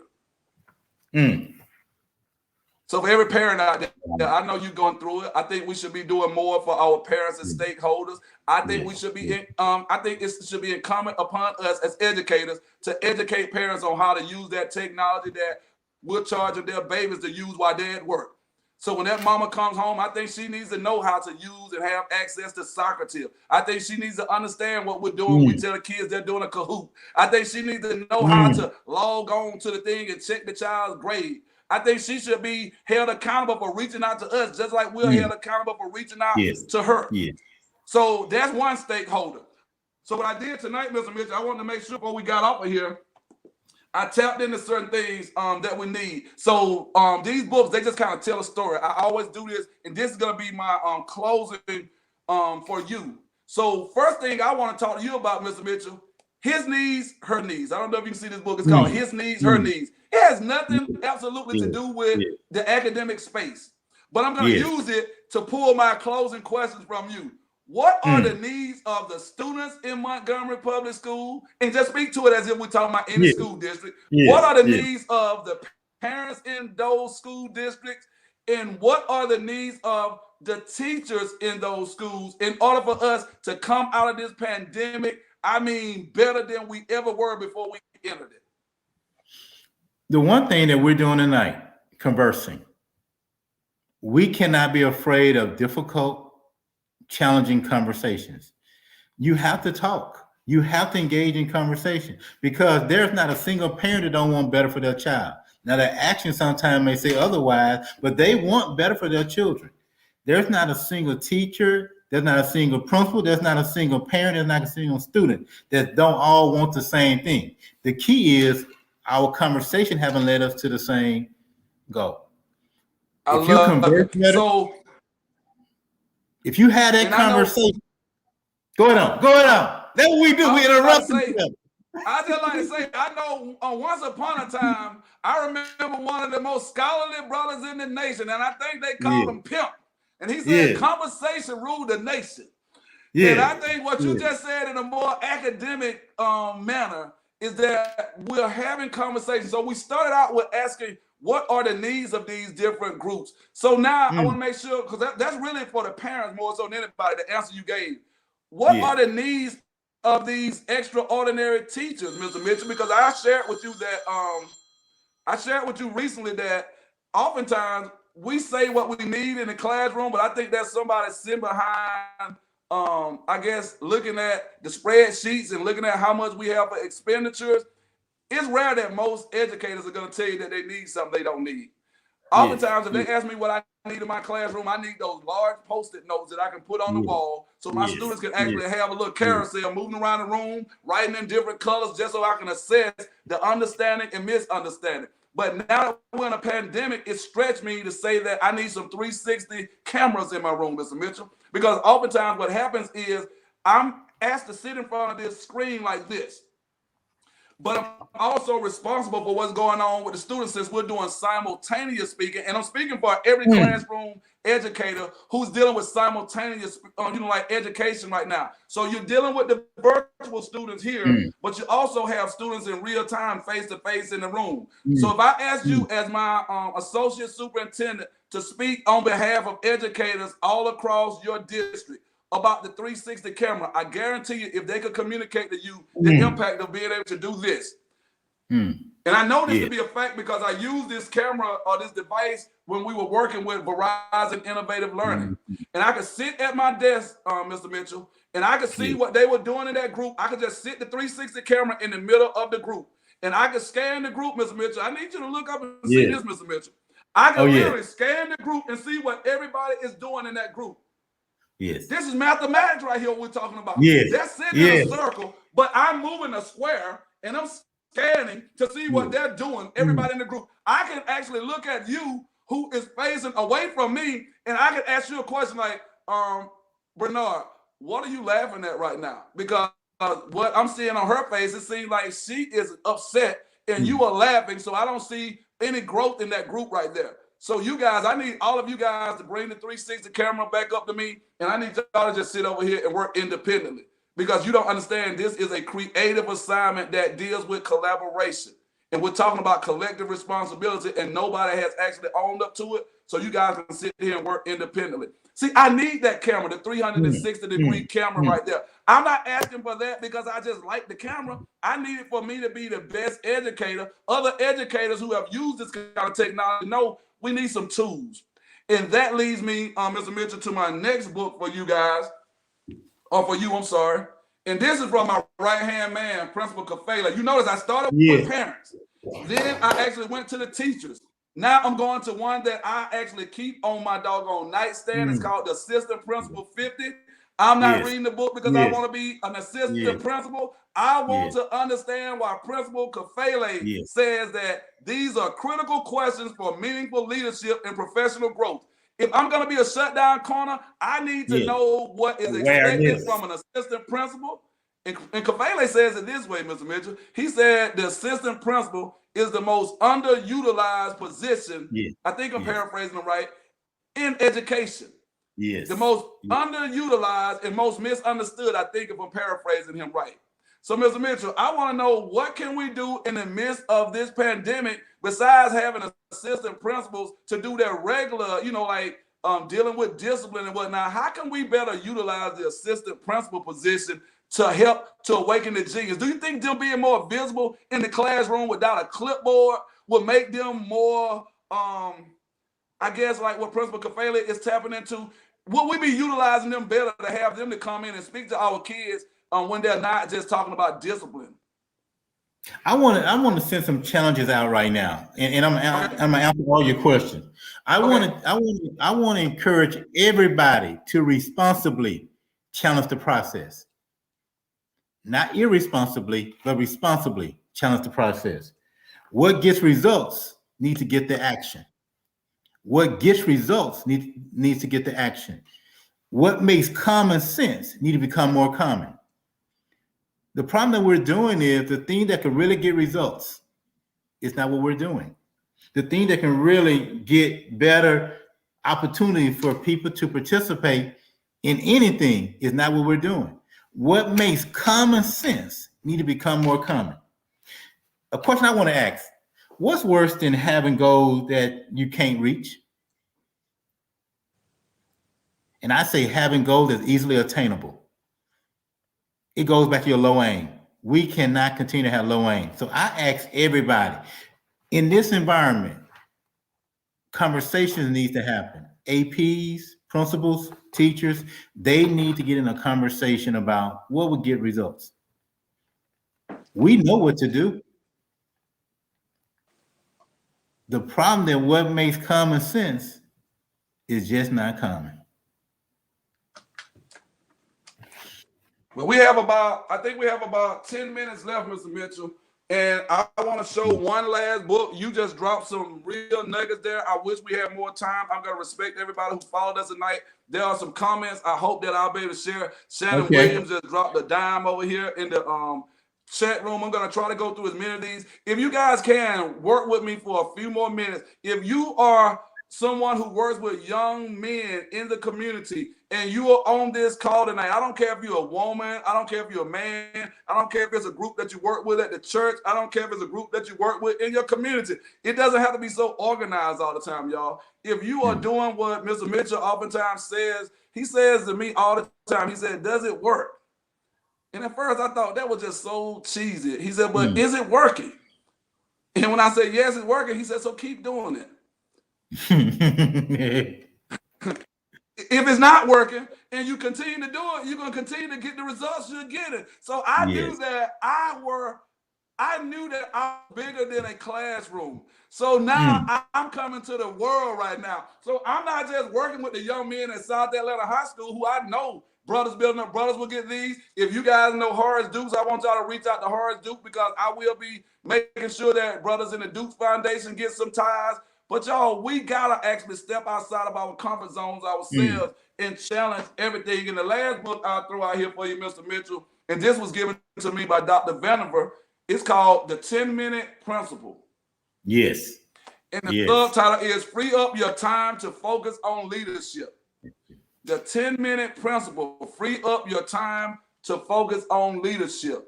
And I tell students a lot of times there's a difference between schooling and education.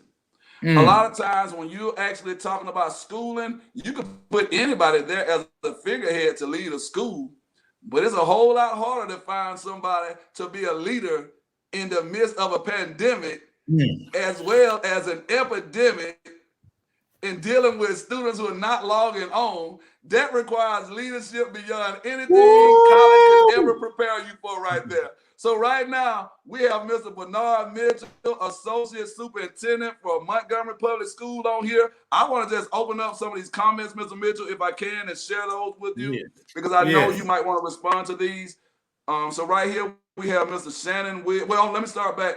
Ms. Helen Cummins says that empathy goes a long way. I just want to read some comments, and then if you want to comment on some of the comments, you can just tell me to put the brakes on it. She says, empathy goes a long way. Shannon Williams says, scout and processing information aren't afraid of being wrong. Scouts are explorers. They want to understand. They don't just want to be right. They want to get it right.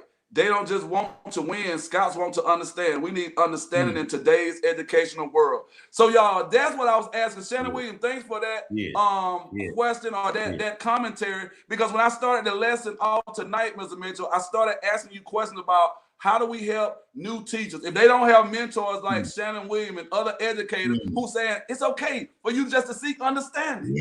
You don't have to get it right. We're not expecting you to have your classroom discipline right the first semester of your first year being a teacher. You need to go through falling, not failing. It's not failing, y'all. It's all falling. Mr. Mitchell, am I making some on the pulse? You need to go fire. Yeah, we're not failing, y'all. New teachers need to feel what it feels like to fall. Don't you rescue them just because a fight breaks out in that room. Let them understand this is how you learn the process.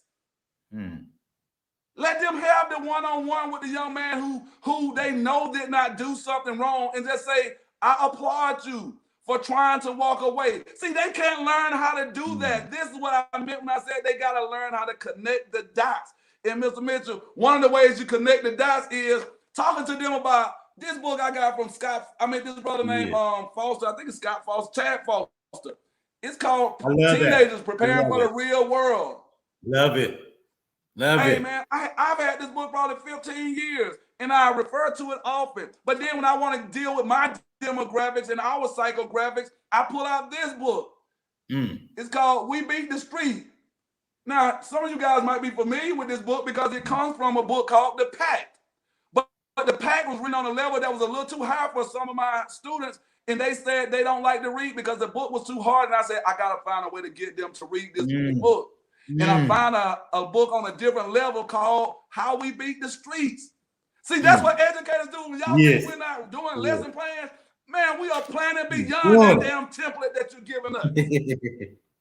We are planning their future. We're not planning for 90 minutes. We're planning for the rest of their natural lives. And you can't even pay educators enough for what we're doing in the middle of this pandemic because some of you don't even know this, myself included, as well as some of my colleagues. We've kept lights on. We put grocery in refrigerators. And the only thing we ask those young people to do is not tell anybody we did it. I want to say this.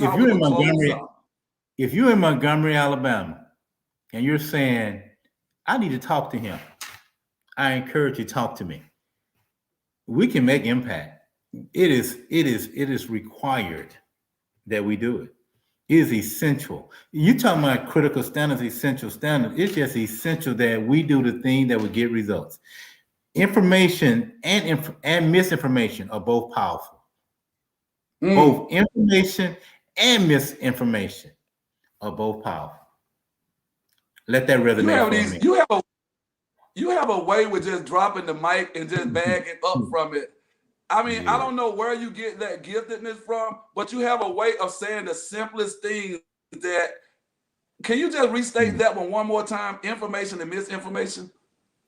Information and misinformation are both powerful. You're teaching. So the education, yes, the education and the miseducation of the Negro are both powerful. They're both powerful. Both powerful. So imagine this right here, Mr. Mitch, and we're not talking about any race, any ethnic group. We're just talking about millennials in general.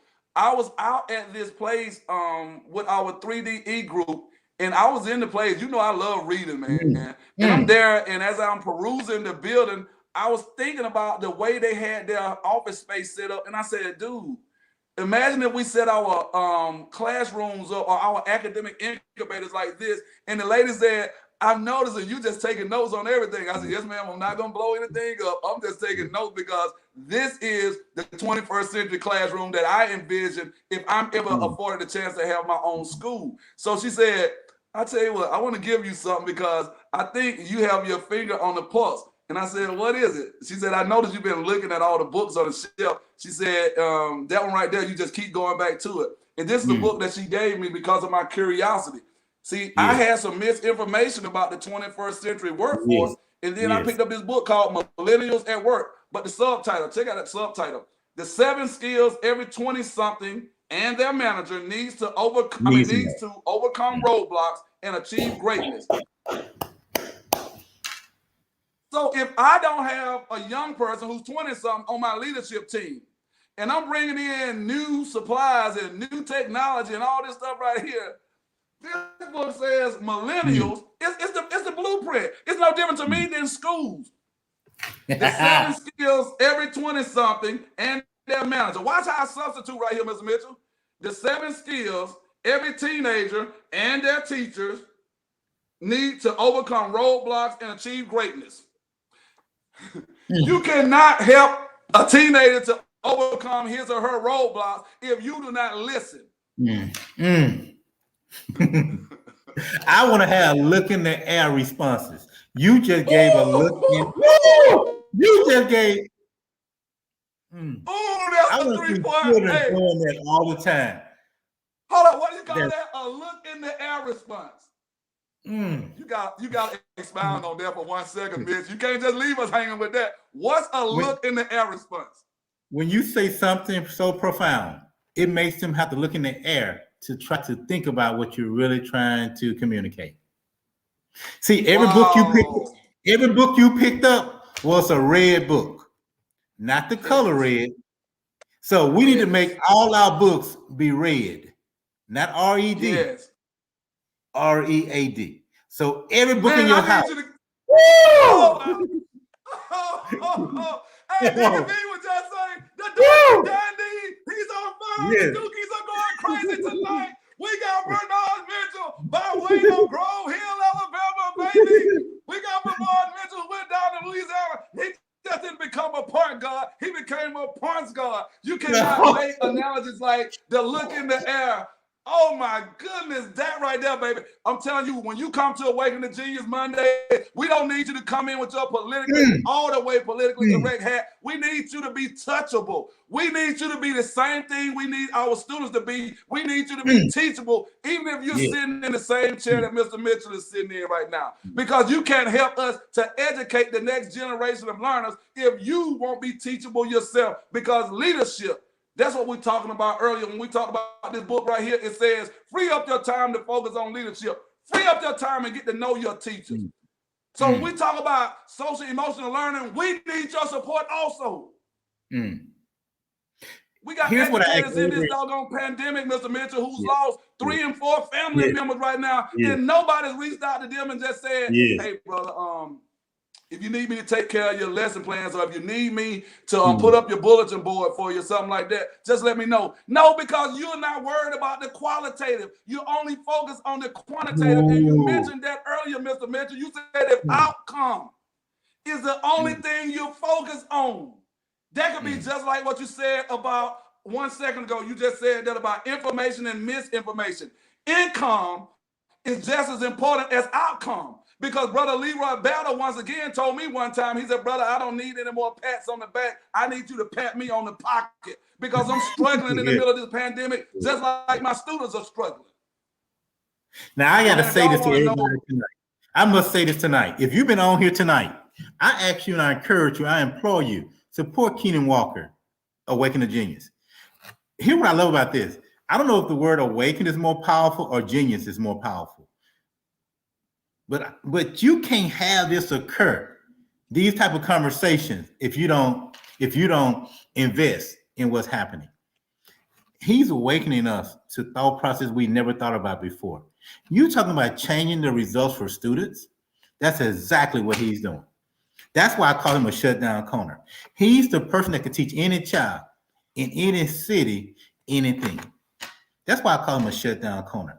He will change the results of your building just by simply walking into your building. When you have somebody in your building that can do that, leave them alone. Man. Hey, boy, when I tell you to hear that from somebody who's your big brother, your mentor, honestly, let me just tell you that, just to hear you say that publicly, because we have these private conversations all the time. And I oftentimes wonder, like, do B know what I do for real? And you recently said, I want to apologize to you. And I won't go into the whole conversation. But you said some stuff that I only shared with 2 people. And I said, I'm just so grateful that he gets it now. So when I used to tell you all the time, I'm like, Mitch, bro, I don't have a problem with doing lesson plans. I have a problem with the template. See, we want us to differentiate for our students. But I'm telling you, that's like telling Stevie Wonder, who is a prodigy, that he is not going to be paid his whole salary because he did not have the opening written out for somebody. And Stevie said, baby, I just flowed with the energy in the room because I couldn't see the fan, but I could feel that energy. And what I do, Mitch, I know it doesn't make sense to most people. I flow with the energy in the room. My hook every day is going to be a story that's directly in alignment with some pain point of a student in the classroom. That's why it's called an academic incubator, because they got a support system. I got an ear hustle. Sometimes I'm just scrolling through the room. I'm not assessing in the grand scheme of things for anything other than hurt. And then I start assessing for hope, Mr. Mitchell, and I turn it over to you because I need you to hear some of these comments right here, and I want you to have the last word. I got a hypothetical for you, and it's hypothetical. I want you to take it serious, but it's a hypothetical. So, Mr. Mitchell, when I said, though, I'm ear hustling sometimes, Mr. Mitch, and all I'm ear hustling for is hope, because I just want them to hang on past excuses. Let me say that again, Mitch. I'm ear hustling and walking through the room. I'm not assessing them in a summative. I'm not using a summative assessment, informative assessments. I'm actually assessing them to see if I can hear just a little hope in the middle of this pandemic. I want them to hang on past excuses.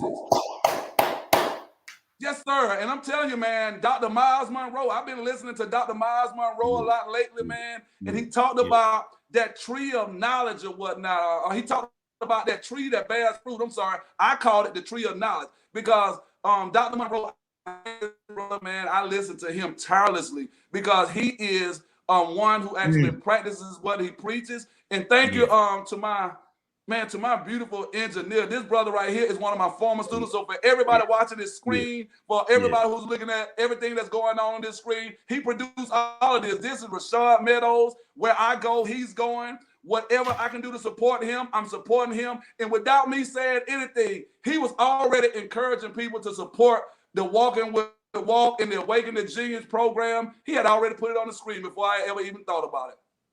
So this is what some of the people said, y'all. We're out of time. I want to make sure I respect your time because I see some of you guys again on Wednesday night with the Walking with Walt podcast. If you are not following me on YouTube under Keenan Walker, if you're not following me on Instagram under Mr. Awaken the Genius, if you're not following me on Twitter under Mr. Awaken Genius, and follow me on Facebook at Keenan Walker. Once again, man, y'all Google my name. Start this revolution that we've been waiting on. All the answers that we've been waiting on, you guys, we have them. We got associate superintendents who are rushing home in the middle of traffic just to get to the show on time. And we know we got associate superintendents all over this great nation that wouldn't rush to be anywhere when they're talking to regular people. So I want to say, Dr. Mitchell, I'm going to claim it for you. I'm going to keep referring to you as Dr. Mitchell. So anybody who heard me say Dr. Mitchell tonight, because I know some of the folks who won't ever show their face on the screen, they're saying he doesn't have his doctorate yet. But in our community, in the conscious community, we don't give doctorate degrees based on terminal degrees in seat time. We give doctorate degrees to those who add value to the very people they say they're out here trying to save. So if you're Dr. Mitchell and you don't speak to Miss Nora, who used to live next door to you down in Louisiana, who gave your mama a cup of sugar when y'all didn't have a cup of sugar, and now all of a sudden you Dr. Mitchell and you not little badass Bernard that you used to be when she had to watch you, when your mama had to go to work because there were 15 babies and you were the youngest of them all, and all of the other children come back and they treat that woman like the queen she is. And if a doctorate degree make you stop doing that, I don't want it. Yes. Just let me do the coursework and you can keep the degree. Just let me do the coursework so I can be able to empower those in our community who are the least of them. So, Mr. Mitchell, these are the last comments right here. I'm going to go through them. If you would just bear with me for a second, and then I'm going to ask you that hypothetical question that I'm hoping will elevate you to the next level of your journey. So it's hypothetical in one sense as I speak metaphorically, but I'm actually claiming it for you because I know this is just the beginning, baby. This podcast, there are going to be people that are going to go back and watch and listen to every word you said tonight, and they're going to be able to say, I've never heard Mr. Mitchell speak like that before. I don't know what happened, but I saw him in a way I've never seen him before, and I need all of you guys to follow Bernard Mitchell. I need you guys to be on the lookout because here now we got some workshops that we do all the time in private that we're going to bring to a stage near you. And when I tell you, if y'all could just hear the stuff we talk about, we go, it's like Joe Louis or it's like Muhammad Ali and Joe Frazier sometimes. He and I, we're boxing so hard in the room. And at the end of the day, he'll do me like the superintendent did Joe Clark. He'll just say, man, where you want to eat at? Yeah, we put the preposition on the end of the city. If y'all heard me say eat at, yeah, he would just say, where you want to eat at? And I just say, I'm paying tonight, man. You paid last time. You're going to handle me like that. I'm not one of your, I don't work for Montgomery Public School anymore, but I might be a little short this time, but you might have to give me this time. So this is what we got right here, B. I got you, brother. Francesca Warren says this, Mr. Mitchell. She says, give it to him, Keenan Walker. The magic happened at minute 3. See, this is what good students do. They listen. She actually captured that the magic moment happened at minute 3. This is what great students do. And then they might ask a question like, Mr. Walker, how you know it was minute 3? I say, because I have an imaginary clock in my head. See, all we want is engagement. They're talking about numbers. Let's see what else we got down here. Shannon Williams. And Mr. Mitchell, so you know who Shannon Williams is. This brother is the supervisor of my area of expertise. And he's on this live right here sharing. Oh, man, he says your passion is contagious, Walt. Thank you, Mr. William, man, because yours is also, brother. LaTanya Carthon says hello. My sister just giving all a round of applause to both of us for the work that we're doing. Curtis Moore says, what's good, good brothers of 06. Hey, what's good, Curtis Moore? And that brother right there is doing a great job in leadership. Also, Mr. Mitchell, Curtis Moore. Shouts out to Curtis Oh yeah, Moore. great brother, great brother, great brother.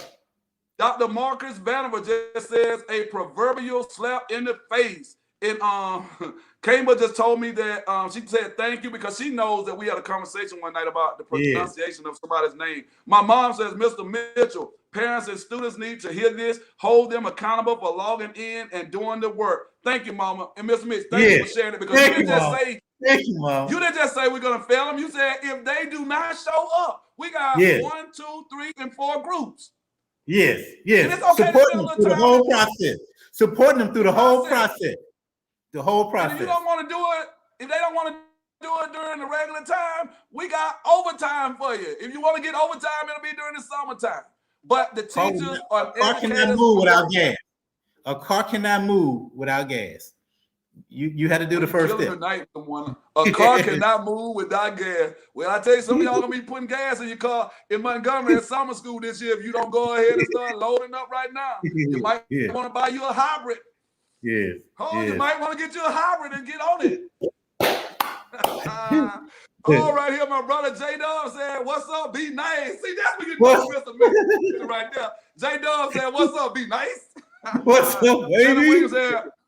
Tanner Williams asked this question right here. Are you grading for mastery and assessing the data to see where you need to pivot to get students to mastery? Woo! Woo! I love the word pivot. I love the word pivot. Why? Because I play basketball. I love the word pivot. Tanner Williams, I think what you just said was, I got that ball. Y'all remember that pivot? You gonna be get the ball in the... Somebody got to do something. I got to pivot. Shannon Williams, I love that assessment right there. That was what we call a level 4 question right there.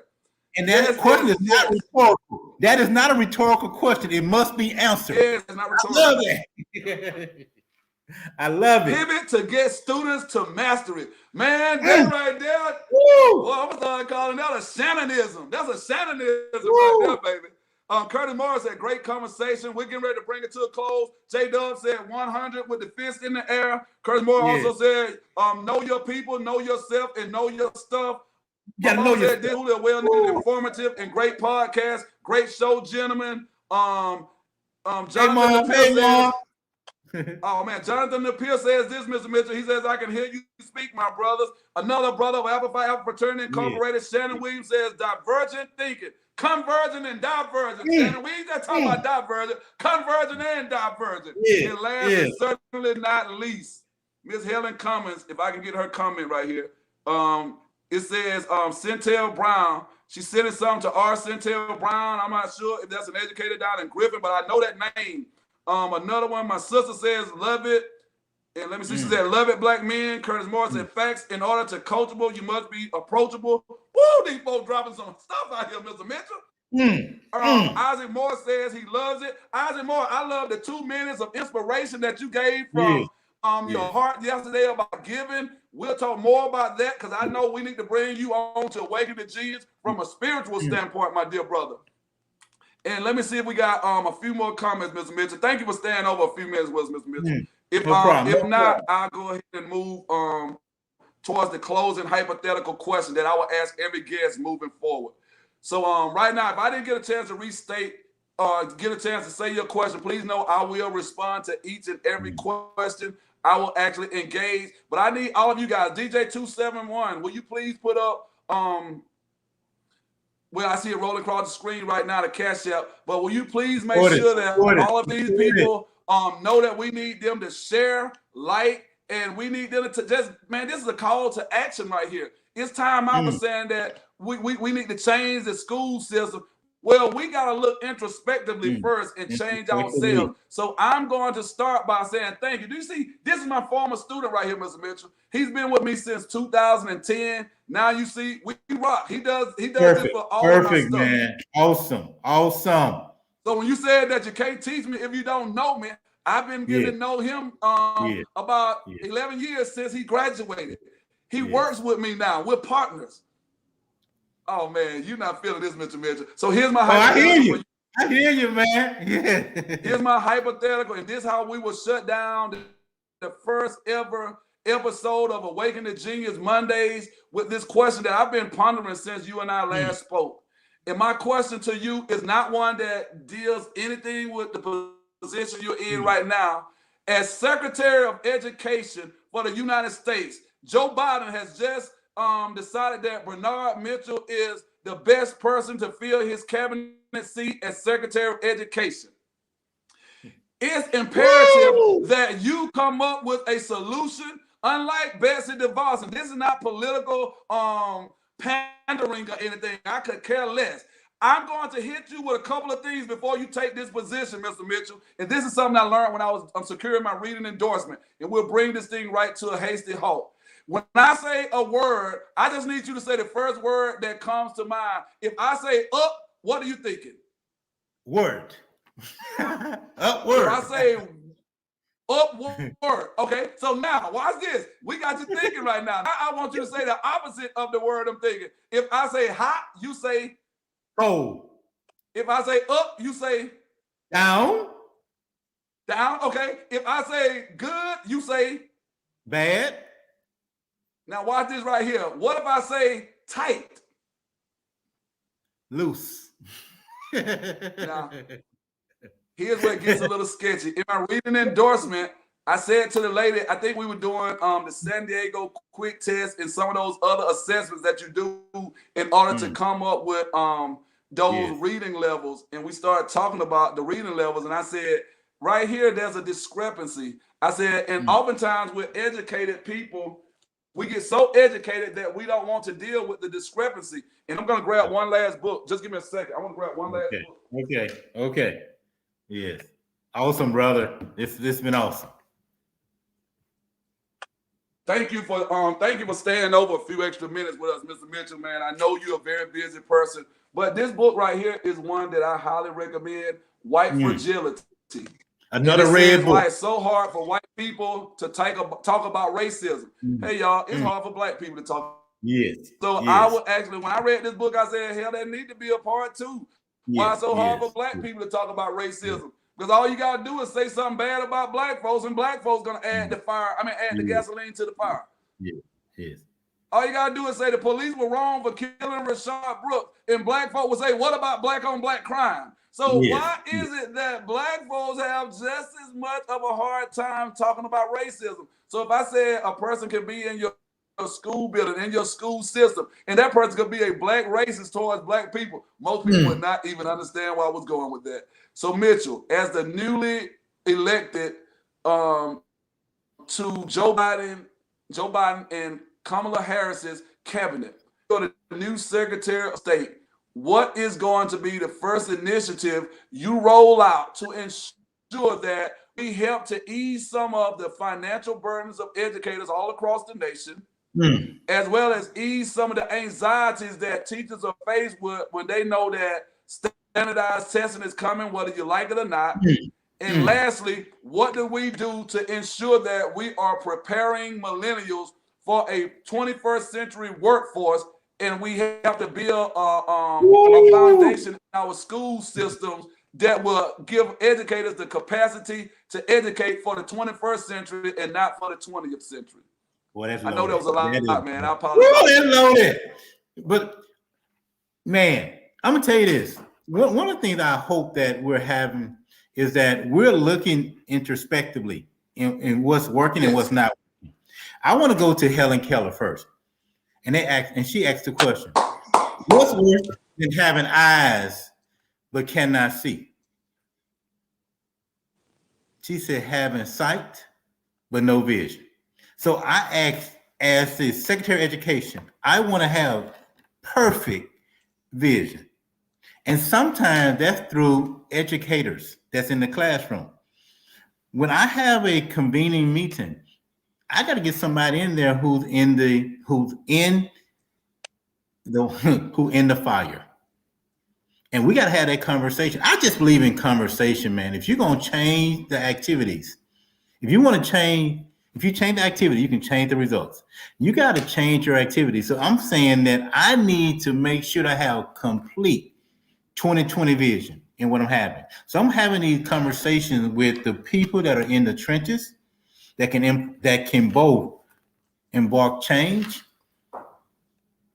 impart knowledge, and deliver responsible actions. Wow. Now, what I want to say, yes, go on.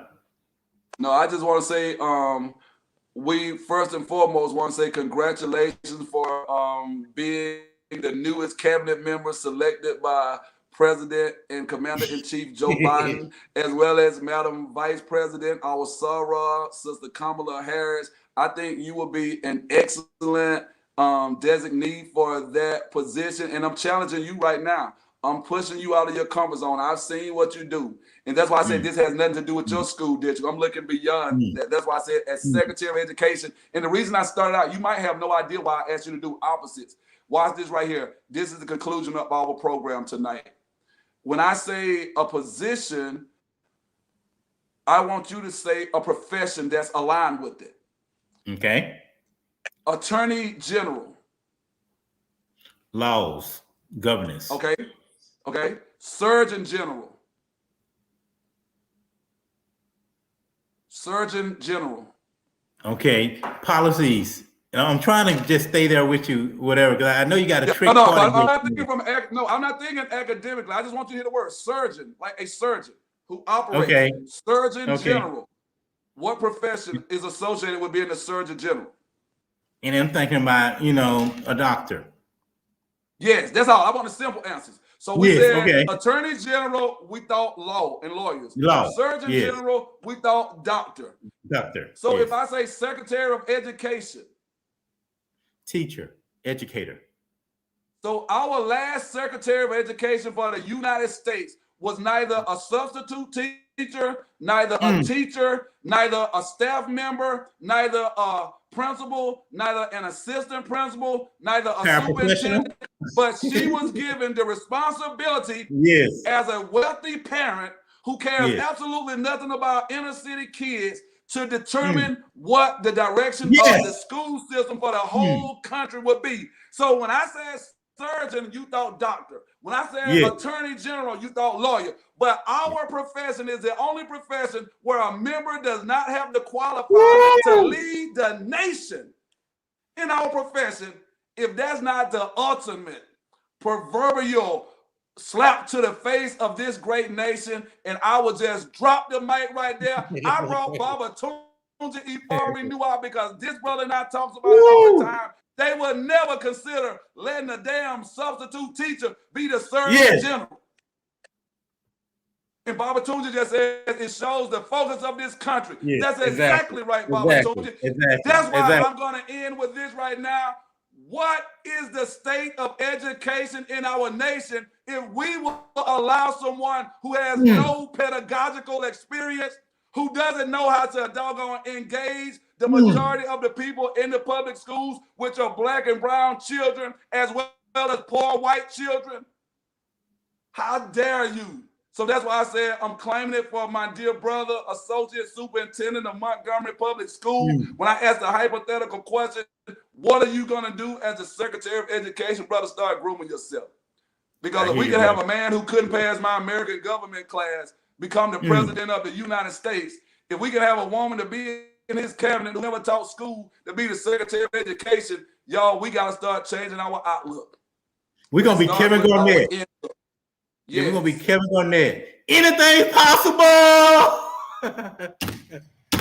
Anything is possible, baby. Belinda Foster says, most powerful and truthful statement I've ever heard. You can't teach me if you don't know me. Yes, Belinda Foster. I'm telling you, that man right there, he is going to be somebody's superintendent sometime soon. This ain't got nothing to do with Montgomery. I'm talking about the man needs to be leading from the top because he can see when he's up above the damn playing field. That's why when you go to football games on Friday night, they have somebody up in the booth looking at it from up top. You can't see everything if you're the head coach and you're always at field level. That's what we meant when we said as a leader, you have to be willing to free up your time to focus on leadership. Focus on leadership from up above, y'all. You got to be able to fly above and see what's going on down here in the trenches. I'm done. Mr. Mitchell. Going on, brother. Going on. Hey, man. Love it, man. You guys with a poem. I will leave you with a poem that I will close out every session with. We're right here at 8:21. When things go wrong, as they sometimes will, and the road you're trudging seems all uphill. When the funds are low and the debts are high, you want to smile, but you have to sigh. When care is pressing you down a bit, rest if you must, but don't you quit. Life is queer with its twists and turns, as every one of us sometimes learn, and many a failure turns about when he might have won had he stuck it out. Don't give up, though the pace seems slow. You may succeed with another blow. Success is failure turned inside out, the silver tints of the clouds of doubt. And you never can tell how close you are. It may be near when it seems so far. So stick to the fight, Mr. Mitchell. When your school district is hardest hit, it's when things seem worse that you must not quit, man. I want to say thank you to everybody who stayed on with us tonight. I want to say thank you to my mama. Thank you to my siblings. Thank you to my children. Thank you to all of my students who trust me enough to give me the ability to educate them on a day-to-day basis. I want to say thank you to those parents out there who, in spite of having to go to work every day and trust that your baby is going to log onto the computer, you're doing the best you can. We empathize with you. But please know that we're doing the best we can also, man. It is a family. It is a village. And we're going to figure it out. That's why Mr. Mitchell came on tonight. He said it's about the conversation. We're going to figure it out. We just got to keep talking, y'all. I'm done. My name is Keenan Walker. I want to last but not least say to the most important person in the room, that is the brother next to me. And I want you guys to say to the most important person in the room next to you right now that, hey, you are the most important person in the room. Mr. Mitchell, you're the most important person on this screen right now. It's not me. I thank you, brother, from the bottom of my heart for sharing with all of our followers. I thank you for having this dope opening episode. It's going to be hard to follow this up. We went from bell to bell, baby. We went from bell to bell. That's what you got to see. We went bell to bell on this, and then made some overtime. So thank you, guys. We'll see you back here probably 2 Mondays from now, where I have my second guest in mind. I have to just check for his or her availability. One of my guests, I know she's right on the eve of delivering a baby. She might not be able to make it in until after she dropped the baby. That is Miss Katie Davis Southern. Hey, man, the rock star. That's all I say, man. She's a rock star. Francesca Warren, who was just on this live a second ago. You know you'll be coming to Awaken the Genius Mondays. Shannon Williams. I don't know exactly how we'll juggle that thing right there, being that we're in the same system. I'm not sure because I go ham sometimes. But I know Shannon Williams, he knows how to guide that ship to make sure we stay within due bounds and all those good things right there. So, you guys, thank you. You've been great. Bernard, I love you, man. Look forward to you becoming a superintendent or the Secretary of Education. Seriously, brother. Until next time, man, y'all make sure you stay plugged in. Make sure you like and share what you heard tonight. Make sure that you guys join us again, man. All right. Yeah.